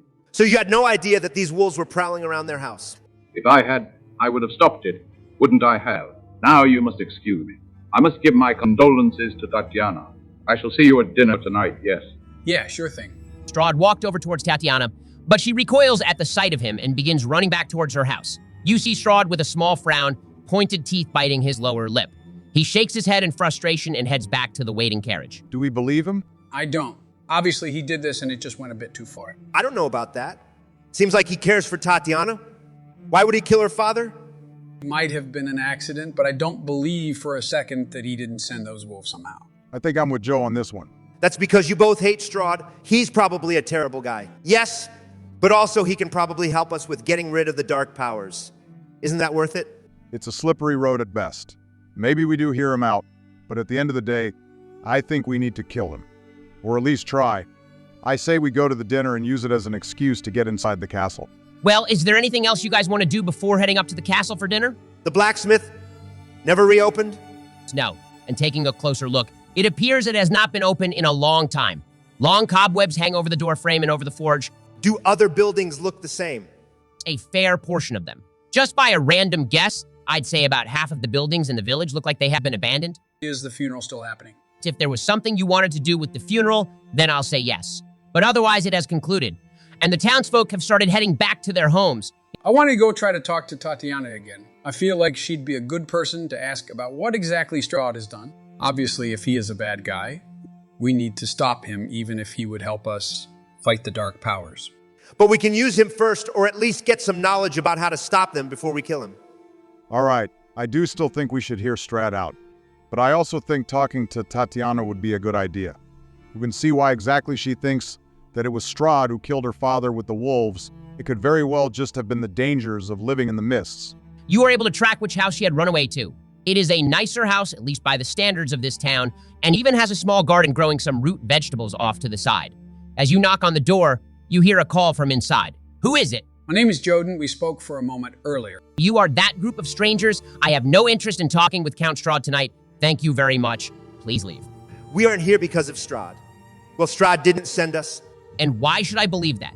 Everyone is saying that you are his servants, come to spy on us. That was a miscommunication. We aren't from around here. In fact, we are from very far away. Strahd did pay for us to stay at the inn, but we only just met him yesterday. You hear the door latch open, and the door opens just a smidge. What do you want then? It is not good timing, like I mentioned earlier. That was my father's funeral. We were just wondering if you know what happened to him. That devil killed him. I know it. He sent those wolves, and she pauses. They killed him. We're sorry for your loss. How do you know Strahd sent those wolves? Oh, please. He drops by last week for a visit and insists on speaking with me. We refuse, and then that night, there's a pack of them outside. I am not an idiot. I know he sent them. Wolves don't just show up inside the walls, and they wouldn't just prowl around our house. Not night after night. All right. Yeah. That sounds like Strahd was responsible. Why did he want to speak to you? I don't know. He keeps calling me Tatiana, but that's not my name. I think I remind him of someone. What's your name then? Irina Kolyana. My father was Kolyan Indorovich. Do you have any other questions? I really would rather head back inside. It has been a difficult day. Sorry to bother you. Like I said, we are not from here and wanted to get the lay of the land. Again, we are very sorry for your loss. She closes the door, and you hear the latch close as well. All right. I get it. Strahd is probably a bad guy and killed her father, which seems like an idiotic thing to do if he was trying to get on her good side. But, hear me out. What if Strahd didn't send those wolves and the dark powers did instead? Maybe that was the act of misfortune to keep them apart. It is interesting that Strahd calls her Tatiana. Are we thinking reincarnation or something? That's what I was wondering. I bet there are some answers in his journal. We should try to read that again when we get the chance. All right? Is it about time to head to dinner then? Whenever you guys are ready. Rahade is at the gates waiting for you. All right, I'm ready for some good food. Not that pity amount that the barkeep gave us. I bet Strahd has some good stuff ready. Exiting the town gate, you once again see Rahade sitting with his cloak drawn tightly and once again hear the screams as he looks over at you. Are you ready to go to the castle, my lords? I like this guy.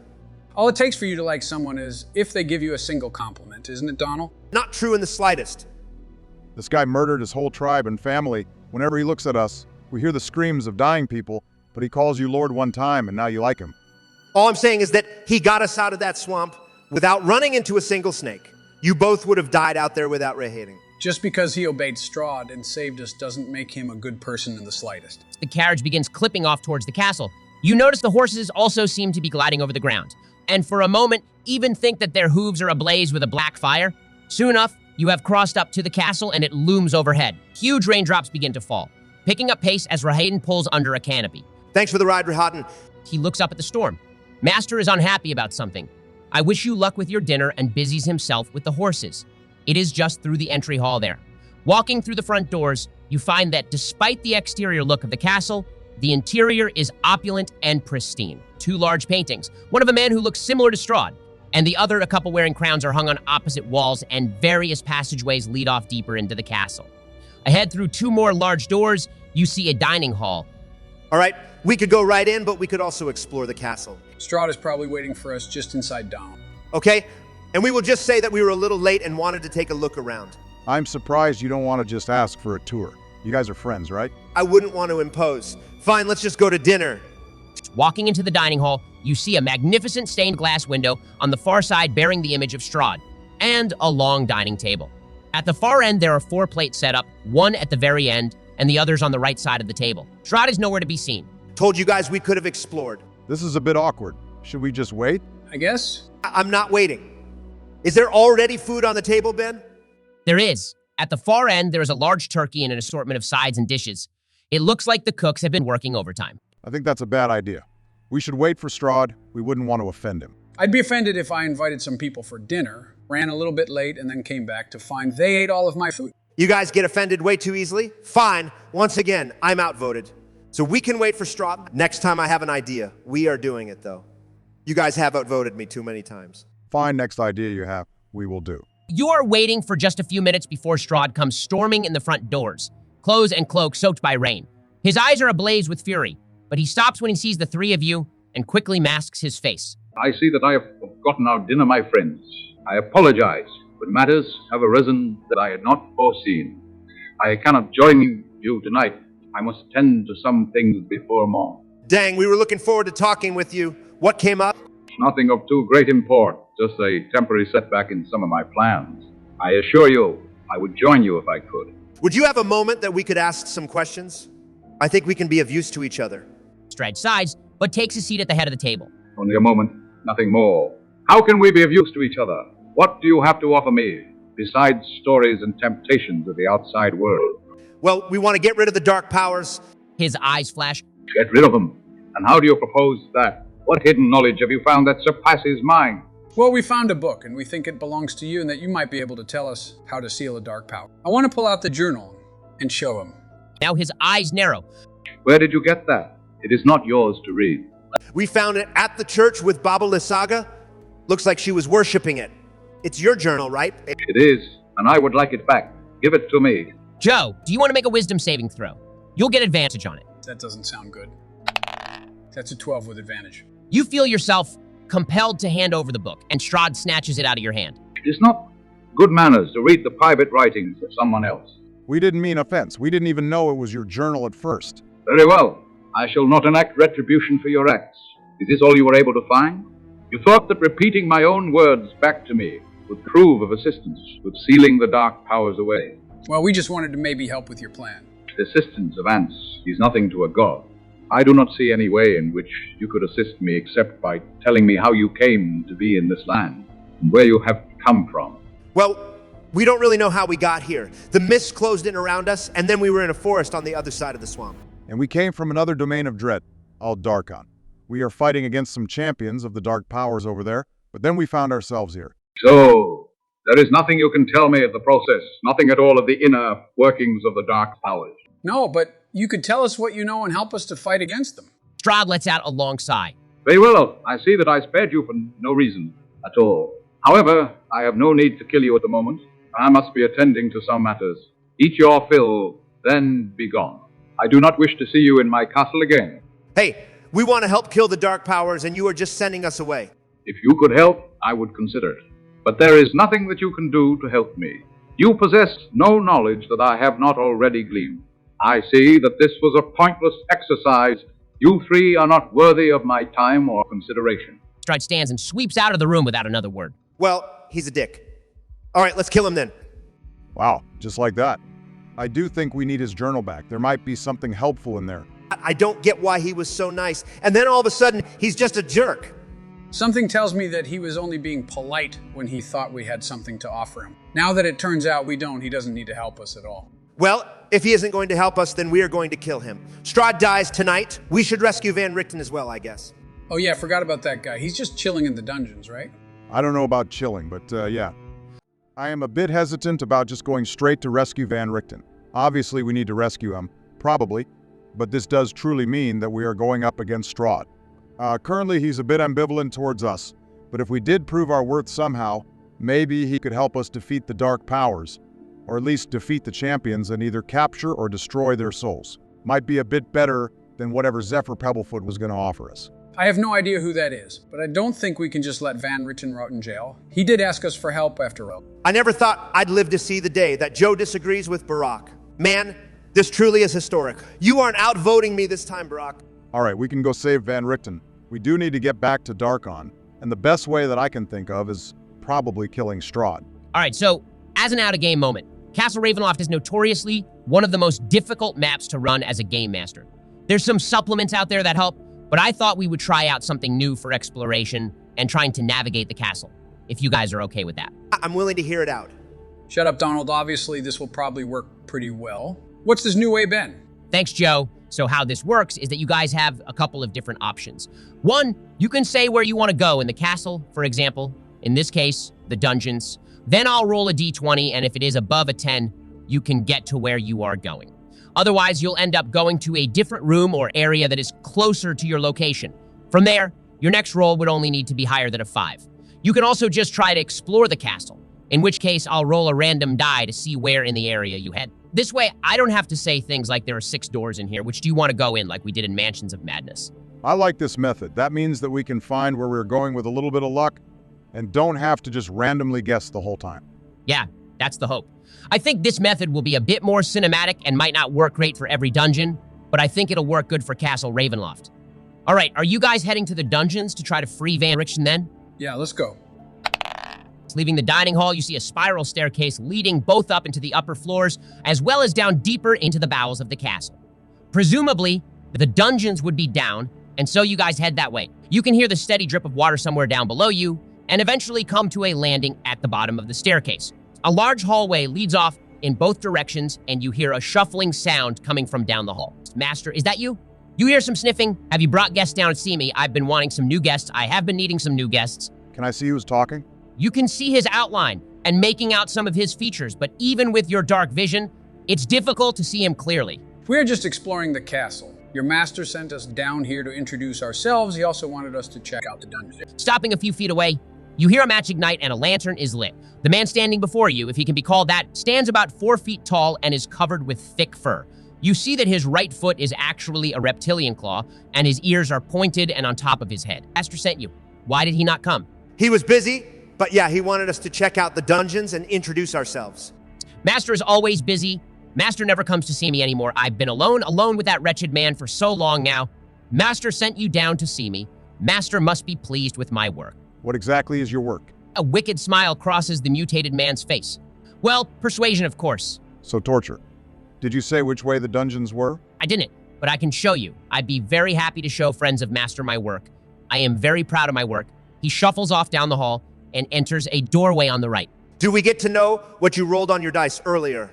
Do we know if this is the dungeons? I think keeping that roll a secret makes more sense. Do we have a choice other than following him here? That didn't work last time. I want to follow behind him in the surroundings and keep an extremely close eye on him for anything suspicious. All right, do you want to roll perception? I knew it. This is a trap, Ben. You're not catching me. I'm rolling perception too. I'll allow it. If you want to as well, Brock, you can too. You guys probably don't even need to roll, because once again, I am carrying us on my back. That's a 17. I got an unnatural 20. That's pretty funny. I also got an unnatural 20. What the shit? Why do you guys always have to do this? Lying is bad for you, you know? I'm not lying, literally. I rolled a 16, and I have a +4 perception. All right, guys. Well, as you follow the strange man through the door, you enter into a narrow hallway and notice that one of the floor plates ahead of you looks off slightly, and you get a bad feeling about it. On the far side of the room, a staircase descends even deeper into the castle. The man is standing just above the top step, about to begin descending. Come on, then. My workshop is just below. Nice try. We know this is a trap, and we aren't going into another one of those blindly. The man's eyes narrow, and he bares his teeth, revealing animalistic canines. Do you not want to see my work? If you don't want to see it, then you can become it. He lets out an ear-splitting screech and charges at you. Well, I guess we can roll initiative then. You didn't think we'd spot the trap, did you, Ben? No, I've rather hoping you'd miss it, but you all rolled pretty great. Unfortunately, we probably got out all of our good rolls already. That's a 17 for me. That's a 20 for me. Take that, Barock. You aren't showing me up this time. That's a 14 for me. Well, I got a 4. You all were quite prepared for battle if it came to it. All right, Donatello, you're up first. I am going to charge and hit him with my longsword. You'll have to be standing right on top of the trap plate if you do that. Wait, there's no way around it? No, it takes up the entire hallway. The suspicious tile is about 10 feet by 10 feet. Damn it, Ben, you planned this.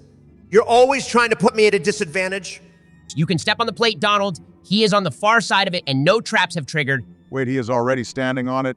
What type of trap is it? You aren't sure. It might not even be a trap. You just noticed that something about it looked off. Fine. Ben, if this collapses underneath me, I am going to kill something. I'll still charge over and attack him with my sword.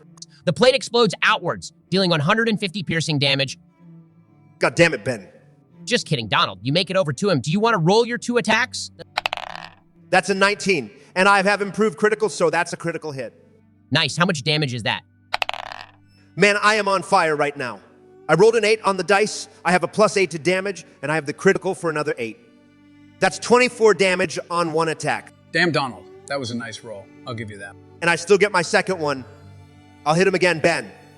Before you do, Your first hit really dealt a lot of damage. The man-creature whimpers and stumbles backwards into the wall, sliding down it and crying out, "Wait, please spare me. I didn't mean to. I just wanted to please Master. Master doesn't like people coming down here." This guy's a weakling, or he is faking it.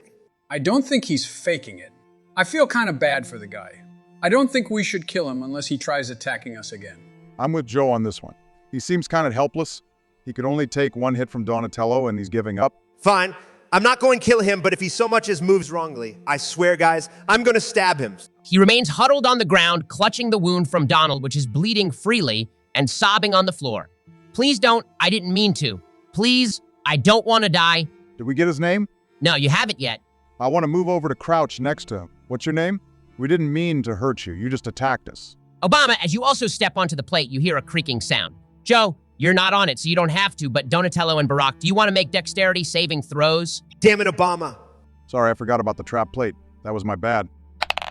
That's a 13 for me. God damn it, Ben. You set this up? You said the plate was safe? It was until more than 400 pounds are placed on it. The man, you and your armor, and Barack was too much for that. What did you get on the roll? A 2. Ben, we better not die here. The floor plate tilts violently, and the space behind where the man was leaning falls away into the ground. You find yourselves on a slide going down fast, smacking into a wall at the bottom. The man was in a bad spot, and he hits his head hard into the wall at the bottom. Donatello and Barack both take 3 points of bludgeoning damage as you crash into the wall. The floor plate at the top slides back into position. Donatello and Barack, you find yourselves in a dungeon cell, a thick wrought iron door standing between you and the hallway with only a small window with bars on it. Joe, you are still in the upper hallway. Damn. So we would have been trapped if we had all been on that plate. Never mind that. I want to search the man's body. Does he have a key on him? You do find 2 keys. From the inside, though, you can't quite reach the lock. That's okay, Barack. You have mage hand, right? Oh yeah, quick thinking, Donald. I'll use mage hand to push the key into the lock and unlock the door.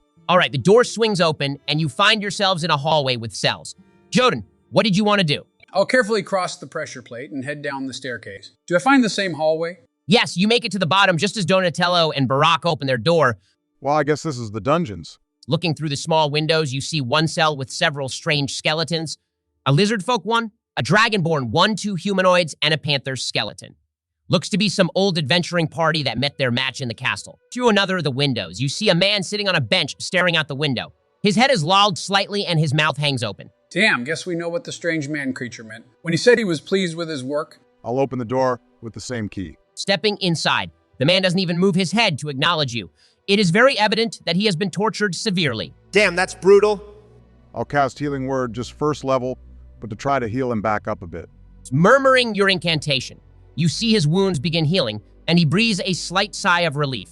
However, it looks like his mind might have been broken by whatever he endured, and he doesn't stir. I give him back the family ring that he sent us. He grasps it, and for once, you see almost a glimmer of light in his eyes before it is extinguished once again. Well, this is unfortunate, but it doesn't look like the doctor is going to be much help here. But we can't just leave him here. No, he can't. But Strahd could be anywhere. And if he finds us with Van Richten, then that is even worse for us. Also, we killed one of his servants, I think. Wait, we don't know that the guy was dead. Is he dead, Ben? It does appear that the fall broke his neck. He is gone, yeah. All right, fine. We did kill one of his servants. If Strahd found the dead body, though, he would probably blame and kill Van Richten if we leave him here. So, we are killing Strahd, and maybe Van Richten will have a moment of clarity when we fight him. We'll bring him with us. All right, I do think that is probably the best option. so where to next? We thought that one of the clues led to the crypts, right? Are there any doors down here that aren't dungeon cells, Ben? I feel like we would be close to the crypts. There are several doors that do not lead to prison cells, but as you check them, none of them look right until the second to the last door.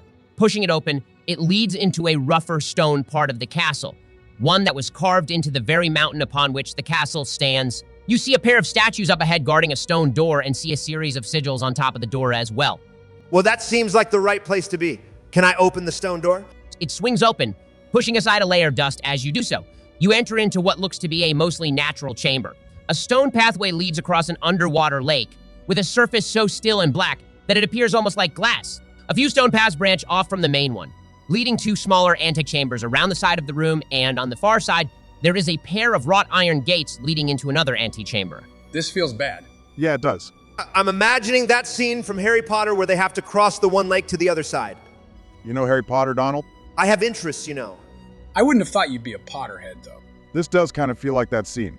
You guys thinking zombies in the water would make even more sense considering this is a crypt? No matter, I can kill all of the zombies. Let's cross the lake then.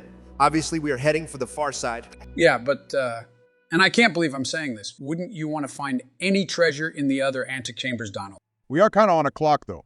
We still have Van Richten with us, right? Yeah, which of you wants to be leading him along, though? He'll need a guiding hand. I'll do it. I think that makes most sense. As the four of you cross the underground lake, it is deathly quiet, only the occasional drip from a stalactite overhead breaking the silence. Nothing breaks the water surface, and soon enough, you are at the wrought iron gate at the far side. You see two tombs inside of it, carved out of the stone.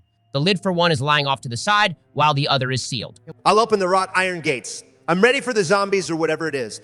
With a pull and a squeak of protest from the metal, it swings open. Once inside, you can read two inscriptions on the tombs. Here, Donald, do you want to read the one for the sealed tomb? Sure. Here lies Strahd Von Zarovich, beloved brother, lost to time. In life, he was the light to my shadow. In death, he remains mine alone. Slain by the hand that once swore brotherhood, may his soul find no rest, for he is bound to me as the night to the stars. No peace for the innocent, for the curse of Barovia is unbroken. And the other tomb, with the lid off to the side, bears this inscription, Joe. Here lies Strahd Von Zarovich, Lord of Barovia, Master of the Night. Here lies the eternal ruler, who shall never yield to time or fate. This tomb, a relic of the past, shall never be closed, for death has no claim upon me. The land bends to my will, and even the grave shall bow to my power. May those who come seek only my shadow, for the light of day will never return. Well, I think that this definitely suggests that whatever we are supposed to find is in Sergei's tomb. So we literally have to become grave robbers. It sounds like Strahd killed him. I'm sure Sergei would appreciate us desecrating his grave, if it meant killing Strahd. That seems a bit generous, but yeah, I think we have to do what we have to do. I'll lean Van Richten against the wall and help with the lid to open the tomb. No, you won't. Ben is always trying to pull one over on us, and with our luck, Van Richten would wander back to the lake and disturb the water's surface, and then all the zombies wake up. Just watch him. Joe and I got this. All right, do one of you want to make a strength check with advantage? You got this, Donald. Of course I do. I literally have a 20 in my strength stat. That's a 17. With a heave, the two of you slide the lid off of the tomb, and it crashes to the ground, cleaving in two. Inside, you see a skeleton, mostly decayed to time. There are two items of interest in the crypt. One, a ceremonial sword bearing the Zarovich family crest. The other, an amulet with sigils and a large ruby in the center. Maybe that amulet is what Strahd has to seal the dark powers. He said that he watches over it still. Either way, we are taking both. Ben, is the sword better than mine? It functioned as a -1 longsword in battle. It is clearly meant only for ceremony. As you pick up the amulet, however, you feel a profound feeling of peace and power. We should probably give Barak the amulet. If it is magic, he can probably use it best. Any of you can use it if you want. The amulet has 3 abilities that whoever is attuned to it can use. It has 10 charges, and you can use 1 charge to hold vampires, which means any vampire within 30 feet must succeed a wisdom saving throw or be paralyzed for 1 minute. One of the abilities is only applicable if one of you have turned the undead or unholy, which you don't, so I'll skip that one. The final ability is that you can expend 5 charges to make it shed bright light in a 30-foot radius. This acts as sunlight and lasts for 10 minutes. These all take an action to use in combat. I don't think we should give it to me then, if it is all the same regardless of which of us uses it. My actions are usually used to deal a lot of damage. Yeah, we should give it to me probably. I think I still have the lowest damage output of the 3 of us. Fine. I guess I'll give up the magic amulet. It doesn't seem like the sword is very good. Should we just leave it? It might have a use elsewhere. We should keep it, I think. All right, should we head out then? We still have one more clue to track down, and we know where to find Strahd after that. As you leave the tomb, you all begin hearing the screaming cries for mercy in your ears. Across the lake, you see the hooded figure of Rahadin staring at you. His words, though not loud, echo across the silent lake. You should not have come here and desecrated this place. You shall not leave alive. I shall serve my master well. Damn. Well, we already killed that weird mutated guy. I guess we had to kill Rahadin at some point. Something tells me he is going to be a bit more difficult to take down, especially since we don't know what this place is hiding. Well, let's get started with rolling initiative then. Damn it, that's only a 12 for me. That's a 6 for me. I got a 17. And Rahadin got a 24, so he will be going first. He is currently across the lake from you guys, and first he is going to throw 2 poison darts at Donatello. That's a 27 and a 16, I believe. Just the 27 hits, right, Donatello? Yeah, I have an 18 armor class. I feel like this guy is going to be another cheap enemy again. He probably has a plus 12 to hit or something. Just a plus 10. All right, Donatello, you take... Ouch, I rolled max damage. You take 18 points of damage from the poison dart. That's max damage? Oh, this is going to be a cakewalk. Well, as a bonus action, he is going to force you 3 to make wisdom saving throws. As a bonus action, that doesn't sound good. Damn, that's only a 6 for me. That's a 12 for me. And a 9 for me. This is rigged. Well, you guys will take 17 points of psychic damage as the screams in your ears intensify. Damn, Ben, you really are trying to kill us. Well, mostly just soften you guys up. As a heads up, you won't be able to take a long rest in between now and your fight with Strahd. You wouldn't be able to find a safe spot in the castle for 8 straight hours. This is so rigged, Ben. You want us to lose here, don't you? No, I want you guys to win, but I'm not going to pull my punches and let it happen. All right, Barack, you are up next. Well, I think I'm going to cast Scorching Ray as a second level spell. But first, as a bonus action, I'm going to use my ring to add 1d6 to fire damage for the rest of the day. I'll make 3 attack rolls. What's his armor class, Ben? It's pretty high. That's a 13, a 19, and a 27. I'm guessing 2 of those hit. That's correct. Damn, I rolled bad on damage. That's only 12 damage. 12 damage? That's it, Barack? I rolled badly. I had 66 on that and only got 12 damage. That's pretty terrible. Well, Donatello, what do you want to do? How far away has he been? He's out 60 feet on the other side of the cavern. We better get a short rest in between now and fighting Strahd. I'm going to action surge and use that extra action to dash. So I'll get right up to him and hit him twice. That's a 25 and a 12. So one of those hit. 9 points of damage. Damn, my dice are rigged. That was a 1 on my damage die. I'll also use my second wind to heal for 14 points of damage. All right, it's my turn then? Yeah, it's your turn, Joden. All right, I'll shoot him twice with my bow. That's a 23 and a 26 for a total of 16 damage. Rahaiden's hood falls down, revealing pale skin and sunken red eyes. He wipes a trickle of blood from his cheek where one of Joden's arrows grazed him and smiles. He is going to attack Donatello 3 times with his scimitar. That's 2 29s and 1 14, for a total of 16 points of damage. That is his full turn, though. He's weak. I healed at my last turn. All right, I'll use another second level spell slot to cast Scorching Ray again. Hopefully this goes better this time. That's a 26, a 21, and a 12. 2 of those hit, dealing 25 points of damage. That was a lot better. 2 of the rays hit him directly in the chest, and his smile turns into a snarl. Donatello, you're up. I'm hitting twice. I better hit this time. That's a natural 19 for a critical hit and an unnatural 19. Does that second one hit? It does. You need an 18. Hell yeah, that's 35 points of damage with the critical. His snarl deepens, and his eyes flash a deep red. He looks pissed. Well, I'll shoot him twice with my bow. That's a 21 and a 23 for 17 points of damage. 2 more arrows erupt into his armor. Finding gaps and holes, he coughs up blood and lets out a cry of rage. I am Rahaiden, heir to the throne of Barovia. I shall not yield to the likes of you. He spits on the ground and is going to attack Donatello 3 more times with his sword. Only one of those hit with a 22. The others were a 14 and a 15. He deals 7 points of damage and is going to misty step towards the door, attempting to put a stalagmite between him and the 2 ranged users, though with 30 feet of movement, you can regain line of sight. You would be closer to him, though. Well, I don't think I want to use another spell slot. So I'll run up so I can get line of sight, and I'll just use Firebolt as a cantrip. That's a natural 20 for a total of 31 points of damage. That is enough to finish off Rahaiden. He falls backwards into the water with a cry, which is silenced as the still waters break and swallow him up. Damn it, now the zombies are gonna come. Aren't they, Ben? No zombies erupt from the waters, which slowly calm back to their normal, still state. Once again, the silence is deafening, especially with the absence of the screams of Rahaiden's murdered victims, only the occasional drop of water breaking the stillness. That wasn't too bad. Like Ben said, though, I don't think the point of Rahaiden was to kill us. It was to weaken us against Strahd. Can we take a short rest, Ben, or is there not enough time? You only need an hour for a short rest, so you can take one of those. But time is running out for sure. You don't know how long it will be before Strahd realizes that 2 of his servants are missing and will come searching for blood. I thought we were fated to meet him in the Hall of Bones.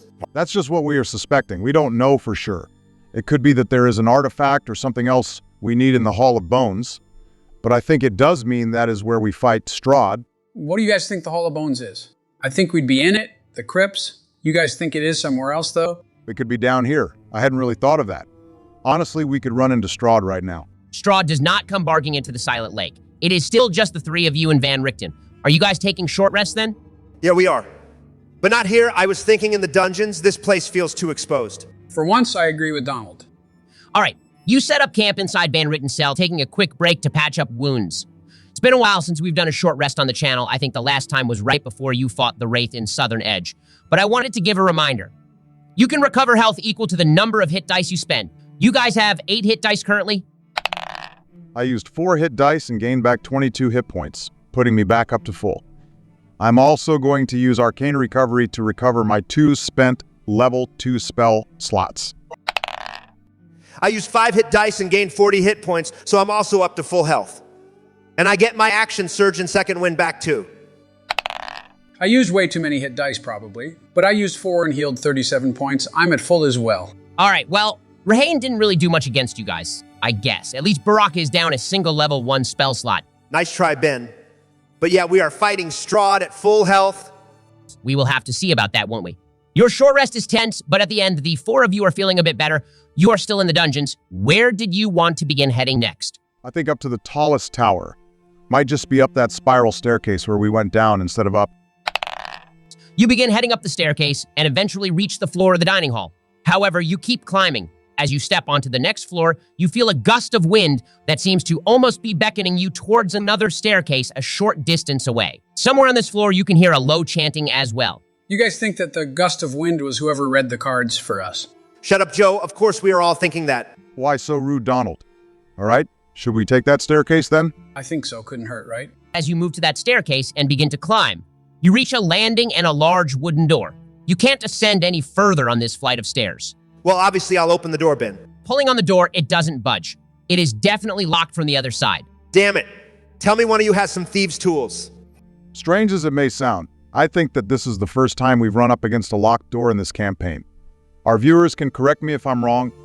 I don't think we have either. Or if we did, Donald probably just broke it down. Well, I am going to break this one down too. Ben, I'm rolling. Wait, we are sneaking, Donald. If you break this door, odds are Strahd is going to hear it, and then we are going to have to fight him. I don't fancy fighting him on a set of circle stairs. Only one of us would be able to really get in at a time. Fine, what's your brilliant plan then? It's a large wooden door. Does it have a keyhole, Ben, or a gap along the bottom of the door? There is both. Can I look in the keyhole and see through it? Yeah, you can. It is a large keyhole. Sweet. I want to Misty Step through to the other side. That is unfortunately a second level spell, but I think it seems worth it in this case. That was clever, Obama. That is what I am here for. Yeah, just let us through already. And Barak, you are able to open the door from the other side and let Donatello and Joden in. You are now in a hallway, and at the end of the hallway, there's another spiral staircase leading up even higher. Elaborate windows on either side show that you are dizzyingly high up. Guess we are in the right place then. I think the clue is in the dizzying heights. Fine, up one more staircase. This is definitely where Ben puts a trap though, so I want to be on high alert. That's a fair point. Yeah, I'll keep my eye out for traps as well. All right, do the 3 of you want to make perception checks? You've got to be kidding me. That's a 0. I literally got a natural 1, and I have a -1 to perception. Tough luck, Donnie. I got a 14. I got a 19. This is so rigged. I have the best eyesight. I should be able to spot traps automatically. Well, you don't spot this one. As a matter of fact, as far as the 3 of you can tell, there are no traps on the stairs in front of you. As you step onto them, however, they immediately flatten and turn into a slide. Do you all want to make dexterity saving throws? Wow, even with my 19, I didn't spot it. It was a near impossible trap to spot. You needed a 20 or greater. I got a 19. I got a 12. Once again, this is so rigged. I'm a fighter. I should have great dexterity. I got an 11. All right, Joden. You are able to slow your descent down the staircase, but Donatello, Barak, and Van Richten all take 3 points of damage from crashing into the wall at the bottom of the slide. You find yourselves on a landing with no doors, no descending staircase, and no escape other than back up the stairs you just slid down. The stairs return to normal after a few seconds. Then, after a moment, a red light flares, and you can feel a pulsing coming from the walls around you. At about 100 feet above you all, you see a red pulsing crystal. I have a bad feeling about this, guys. Well, no shit, Joe. Obviously, this isn't great. Is there anything on the landing that we can use, Ben? There are a couple of things on the landing. There are 2 pedestals, each with a large chalice on top of it. You see a ceremonial knife hovering between the two chalices as well, with some words engraved on the blade. All right, I get it. We have to put blood into the cups, and then the staircase solidifies. What do the words on the knife say? I'm guessing that you were right, Donatello, but it wouldn't surprise me if there is a bit more to it. On the knife's blade, you read sacrifice what you value most. All right, I'll take the bullet for the team for one of the chalices, I guess. I'll take the knife and cut my forearm, putting my blood into one of the cups. Jodin, as your blood flows into the chalice, there is a flare of energy and you feel weaker. Your dexterity is reduced by 2 until you are able to take a long rest, and you take 2 points of piercing damage and 4 necrotic damage, which is halved due to your dark gift. So only 4 points of damage total. Holy shit, Ben, what the hell was that? What Jodin values most. Damn, that was brutal. All right, Barak, you're doing the other chalice? Yeah, I figured that you would not want to sacrifice anything. All right, there is one other option, and this might sound ruthless, but I was thinking that we would use Van Richten for the other one. Damn, you're a genius. That seems pretty bad. I mean, we don't even know what's wrong with him. He might be fine if we can get him out of here. I agree. It is a pretty bad action. Probably goes against my character alignment. Yeah, all right, Jodin, you talked me down. I'll use my blood for the other chalice. You know, I almost respected you for a moment there, Barak. Oh well. Barak, as you cut your arm and your blood trickles into the chalice, you feel power draining from you. You expend 1 level 3 and 1 level 4 spell slot and take 3 points of piercing damage and 5 necrotic damage. Damn it, I thought it'd just be my intelligence would go down by 2. I don't think you value that as much as 2 spell slots. That's probably true. You hear clicking, and the crystal continues pounding high above you. What exactly are we searching for here? Some kind of weapon, right? Light strength and power are contained in the blade, probably a sword of some kind. How in the hell do you remember that? And not remember Thorn Joe? Because that was important, and Thorn is just made up. All right, should we try climbing back up the stairs then? As you climb the stairs, the pulsing begins to quicken, and you can feel the vibrations in the stone, almost knocking you off, crashing to the landing below. As you reach the top, you realize that the crystal is shaped like a heart and seems to be filled with some shining red liquid. A sword is plunged into it, seemingly made of pure sunlight, and a steady drip of the red liquid drops with a hiss to the stone floor. Hell yeah, magic sword, that's mine. I want to pull the sword out of the heart. Wait, should we plan this, Donatello? Nope. Ben, I pull out the sword. As you pull out the sword, it flares with light in your hand, and you feel a sense of purpose emanating from the blade. The red liquid in the crystal heart being pouring outwards, dripping down the stairs and onto the landing far below. Van Richten stirs for the first time, his eyes clearing up. Who are you? Dr. Van Richten, are you all right? Well, yes, I think so, or no. Perhaps I'm not. Where are we? In a really tall tower in Castle Ravenloft. We rescued you from the dungeons. Ah, yes. The adventurers, I had called for you, yes. Did you return my ring? All right, Ben, that's not important at the moment. This new sword, how powerful is it? It'll operate as a +2 longsword and deals radiant damage instead of slashing. In addition, when attacking undead, you deal an additional 1d8 damage. Yes, you got a great sword, Donatello, Doctor. Do you remember what happened? Yes, I was in the dungeons. And Muriel came to visit me through the window. She's a friend. She told me of the 3 of you, and I sent a letter. Yes, I remember now. The evil monster tortured me. No matter, I've been through worse before. You've basically been comatose for a while now. We've had to lead you along and everything. I am fine, though I appear to be weaponless. You there, fighter, if you plan to wield the Sun Sword, perhaps might I borrow your other blade?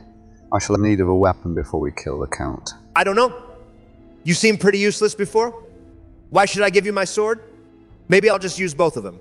Or just give him the sword, Donald. You don't need to. Besides, you just got this fancy new blade. Van Richten is going to help us defeat Strahd. You see Van Richten shiver slightly. Unfortunately, I do not know if we have much hope. That blade will help keep him at bay. But he is powerful. Far more powerful than any monster I have dealt with before. I do not even remember my last meeting with him. I ambushed him in the throne room. He had his back turned. And then all I can remember is those piercing red eyes before I woke up in the dungeons. Yeah, he charmed you. Happens to the best of us, believe me. All right, so now we are heading to the Hall of Bones. Why would we be heading there? That's where the weird voodoo cards told us we would meet him. That is a desecrated place. He would be in this environment there. I'd rather confront him outside. Yeah, but we still need something else here. Something that can contain the dark powers. The darks, what are those? Are they more monsters like Strahd? No, they're more like gods. They control the mists and the lands between.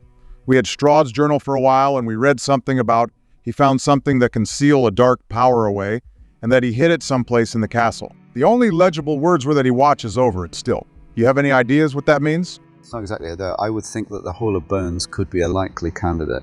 That place has statues of all of Strahd's ancestors, at least that's who I think they were. The inscriptions were all destroyed. Have you explored much of the castle? I scouted it for weeks with my protégée. Unfortunately, I fear that she has fallen to the Count.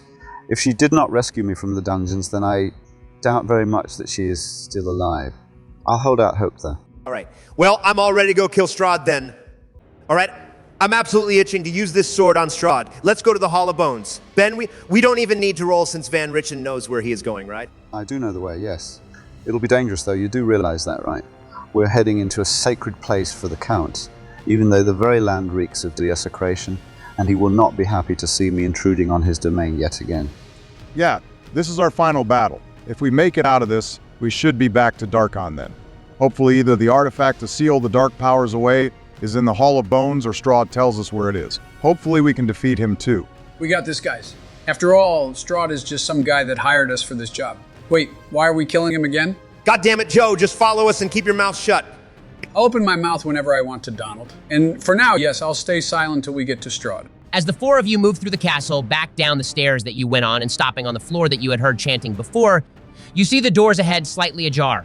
Candles flicker from inside of it. All right, time for stealth, guys. Who is going to roll it?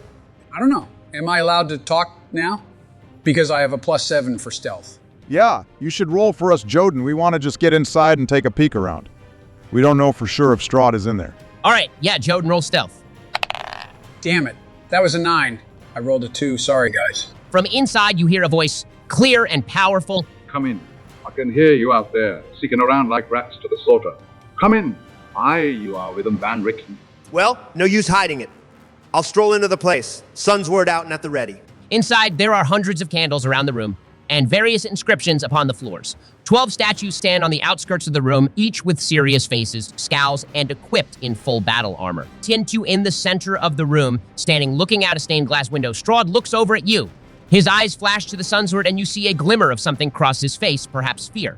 But then it is gone, replaced with a snarl. I trust that you have found your stay in the dungeons amenable to your health, Van Richten. Not particularly, Count.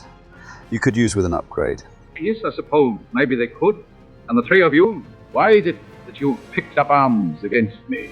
Did you find the food was not to your liking? On the contrary, the food was really good.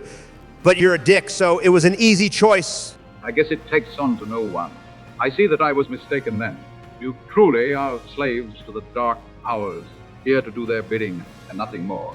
We weren't lying when we said we don't serve them, Strahd. We would have helped you to fight against them if you let us. But if you aren't going to let us, then we have to do it for you. And I meant it when I said the dance have no use to a god. The three of you have had encounters with the dark powers, yes, but I can tell that when they offer you power, you yield immediately to the temptation. After all, one of you already possesses a gift from them. I would have offered my own gift, you know. Nice try, Strahd. We all know that if a vampire turns you, then you are a slave to that vampire for the rest of your existence. We aren't falling for it. An amused look crosses Strahd's face. Very well. If you made it all the way to the dungeons, then I trust that you put an end to Cyrus.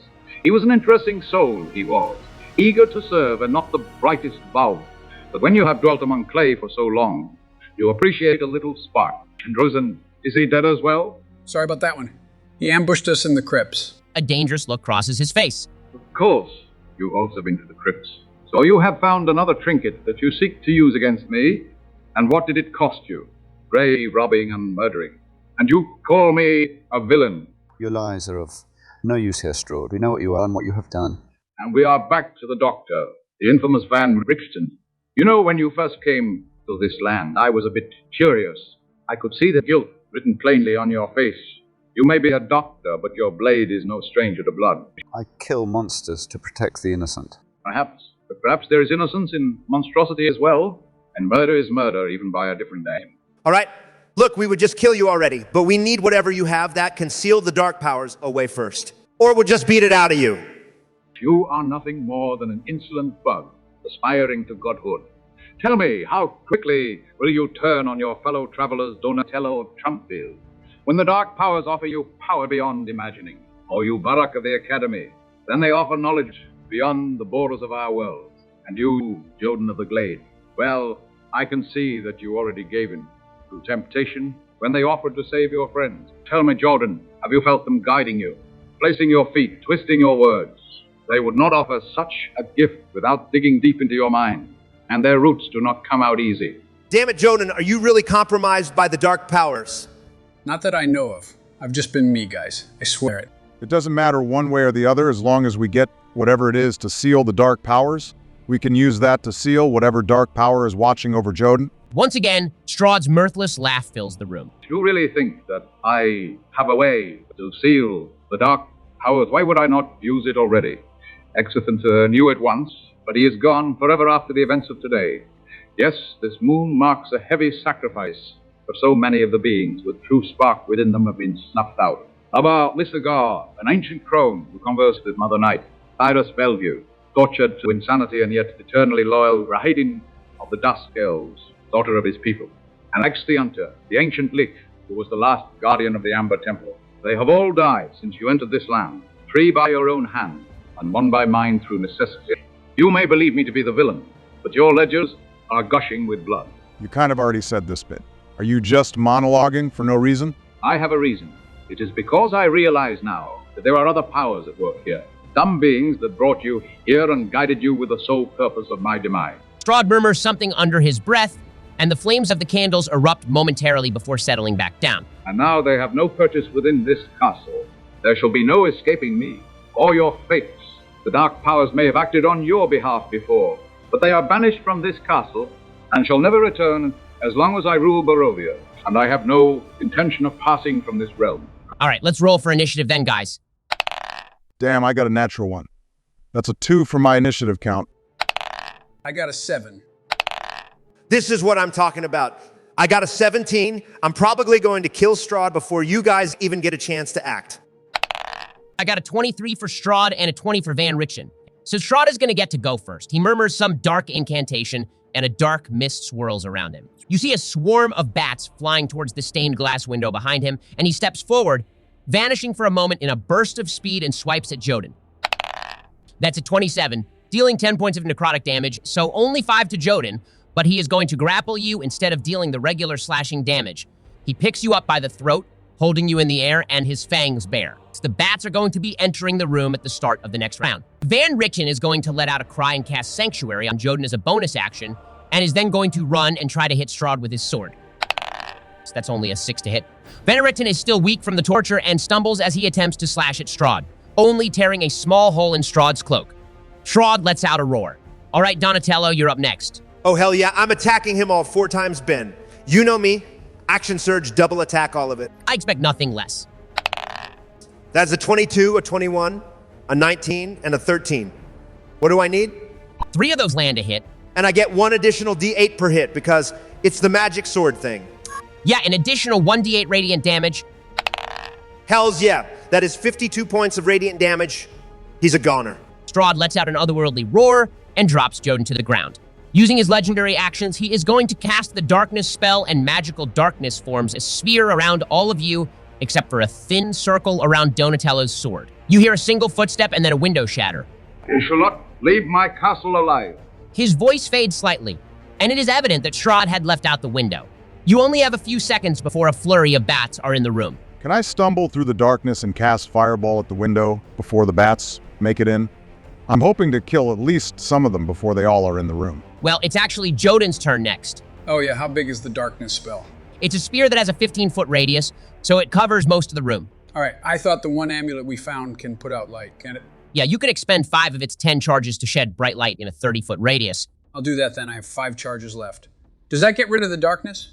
The magical darkness is repulsed by your amulet, enough to see the entire room and the cloud of bats coming through the window. Strahd is nowhere to be seen, though it does look like the window broke outwards. So he jumped to his death. He's a vampire lord. He can shapeshift into mist or a bat. And we are in his domain. This is not good. I hope to vanquish him before he could escape from the room. Al, first things first, there are still all of these bats incoming. Ben, can I shoot the fireball to have it explode in the center of as many bats as I can? Now that I can see fine? Yeah, you can hit 5 of the 7 bat swarms that are inbound, so they'll have to make dexterity saving throws. Damn, I rolled pretty bad. One of them got a 17, the others all got below a 10. How much damage is it? I still have my additional d6 for fire active, so that's a total of 26 points of damage. Most of the bats disintegrate immediately, charred corpses falling the hundreds of feet to the ground below. 4 of the swarms have been destroyed and 1 is now below half health, but the remaining 2 are in full power. The room is aflutter with bat wings, and the bats are going to swarm Van Richten. He takes 6 points of piercing damage off of one of the swarms biting at him, but the other bats aren't able to gain purchase. Well, it's my turn now, right? Actually, it's Van Richten's. He is going to wildly attack the flying bats. Both of those hit for a total of 11 damage. The swarm that had already taken massive damage from the fireball is reduced to almost nothing. All right, I'll attack these bats. They are going down, and I deal radiant damage, not slashing. So I get full damage, Ben. No cheating here. Yes, you do get full damage, which is kind of an interesting property with that sword, but nevertheless, it is accurate. That is a 15 and a 17 for a total of 30 damage. I'm assuming both of those hit, Ben. Yes, both of those hit. You decimate the remainder of the injured swarm and an entire other swarm as well, cooking them alive with the radiant sunlight burning from the sword you carry. You feel a grim sense of duty being fulfilled as you do so. All right, Obama, you are up next. I'll just use Firebolt to try to finish off the last swarm. Damn, I really need to just start using my Firebolt more. That is another critical hit for a total of 27 points of damage. You do finish off the final bat swarm. With the room finally quiet, it is just in time for Joden to see movement through the main door. Taking a double look, Joden, you see that it is Strahd, and he is preparing to cast a spell of some sort. I want to use the amulet to do the whole vampire thing. Okay, that means I need to make a wisdom saving throw. That is a 4, however, he has 3 uses of legendary resistance, and this seems like a critical moment to use that. So he succeeds instead of failing. Damn it. I feel like the amulet seems like a bit of a trap against Strahd. How many charges does Hold Vampire use? Just a single one. And it regains 1d10 charges per day, so it's definitely a pretty good amulet still. Strahd only has 3 of those legendary resistance uses too. All right, so that was my whole turn. That was your action, but you still have a bonus action if you want to use it. Oh yeah. It says here I have a ring that lets me hide as a bonus action. Can I do that? Wow, Joden. Just hiding like a coward. I figured I could try to get an extra hit on Strahd for my next turn. He is a bit distracted casting his spell, so you can roll stealth with advantage. That's a 23. You slip into the shadows and he doesn't notice you doing so. That was a close one. He has a passive perception of 22. Nice one, Joe. All right, what spell is he throwing at us? A fireball erupts from his hands and hits the center of the floor between Barak, Donatello, and Van Richten. All of you need dexterity saving throws. Yeah, not so fun being on the other side of this. Is it Barak? No, it is not Donatello. I only got a 7. I got a 15. Van Richten got an 18, so he takes half damage. The save was an 18, so he hit it right on the mark. That's 24 points of damage from the fireball. Damn, I'm almost dead, guys. Strahd also stalks into the room and slashes at Donatello. That's a 24 to hit. The sunlight from your sword seemed to burn him, Donatello, but his claws did slash you pretty good. You take 11 slashing damage and 17 necrotic damage. See, just like always, Ben, you're just cheating like usual, but he's not getting away this time. Van Richten is going to yell and charge at Strahd and attack him twice with Donald's old longsword. He lands one of those hits with an 18 and deals a total of 21 damage with his Undead Slayer trait. Strahd roars again and is going to take a swipe at Van Richten. That's a hit with a 15, dealing 10 slashing damage and 14 necrotic damage. Van Richten cries out and falls back, clearly feeling his wounds from the torture, the fireball, and now that slash. I'm going to get some revenge, though. I'm attacking Strahd twice with my Sunsword. That's a 17 and a 15. Those better hit, Ben. Only one of those hit. Damn it, so he has a 16 armor class or something. Fine, whatever. That's 18 radiant damage. The sunlight burns Strahd's skin, and he is going to use his last legendary action to move 30 feet away from you, Donatello. All right, my turn now? Yeah, finish him off, Barak. I doubt it'll finish him off, but I'll use my last 4th level spell to cast Scorching Ray, giving me 5 attacks against him. And that was the worst roll I've ever seen. What's his armor class, Ben? It is a 16. Damn, only 2 of those hit then. My next highest was a 14. I rolled okay for damage. That's 22 fire damage. I also want to use a level 1 spell slot to heal myself with Healing Word. 8 points, not bad. I'm back to barely above half, but also he is dealing a lot of damage. All right, Joden, you're up. Since I am still hidden, I want to go attack him, Ben. Do I get advantage or a special damage dice or something? If you were a rogue, you'd get a sneak attack damage bonus, but as is, you'll just get advantage on both of your attack rolls. Good enough. Damn, that wasn't great. I got two 24s, but only dealt 15 damage. That's not too bad, though, Joden. It does seem to put Strahd over the edge. His eyes burn with fury. He is going to lunge past away from Joden and the amulet and straight at Donatello again. He slashes at you, Donatello. That's an 18. What's your armor class again? An 18. That's Rig Ben. You take 15 points of necrotic damage, but instead of dealing slashing damage, he is going to restrain you. This is so rigged. I swear, Ben, if he kills me, I'm out of here. Well, I think he is going to knock you unconscious. He is then going to make a bite attack. That's a 23 to hit, and it deals 9 piercing damage and 12 necrotic damage. How much health did you have left? 12. That kills me. Donatello slips into unconsciousness as Strahd draws blood from your neck, which strengthens him. He emerges with a snarl looking at the rest of you. Van Richten is going to charge him with the sword. And this time hits with both. Van Richten deals a total of 32 damage to Strahd. Strahd slashes back at Van Richten, hitting with a 22 and dealing 15 points of damage back and grappling Van Richten, ready to bite him. I'm going to cast Scorching Ray at 3rd level. I'm running out of spell slots, guys. Well, I'm dead, Brock, so who are you complaining to? It's not our fault you went down Donatello. Why didn't you use your second wind on your turn? I forgot to okay. Like you've never forgotten anything. Finally. All right, I got a 16, a 17, an 11, and a natural 20. That's a total of 41 damage. Strahd drops Van Richten and begins backing away, looking fatally wounded. Black mist pours from his wounds.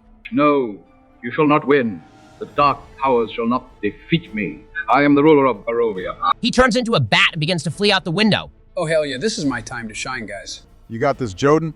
Yeah, right, you're gonna miss, for sure. Ben, I want to shoot at the bat twice with my bow.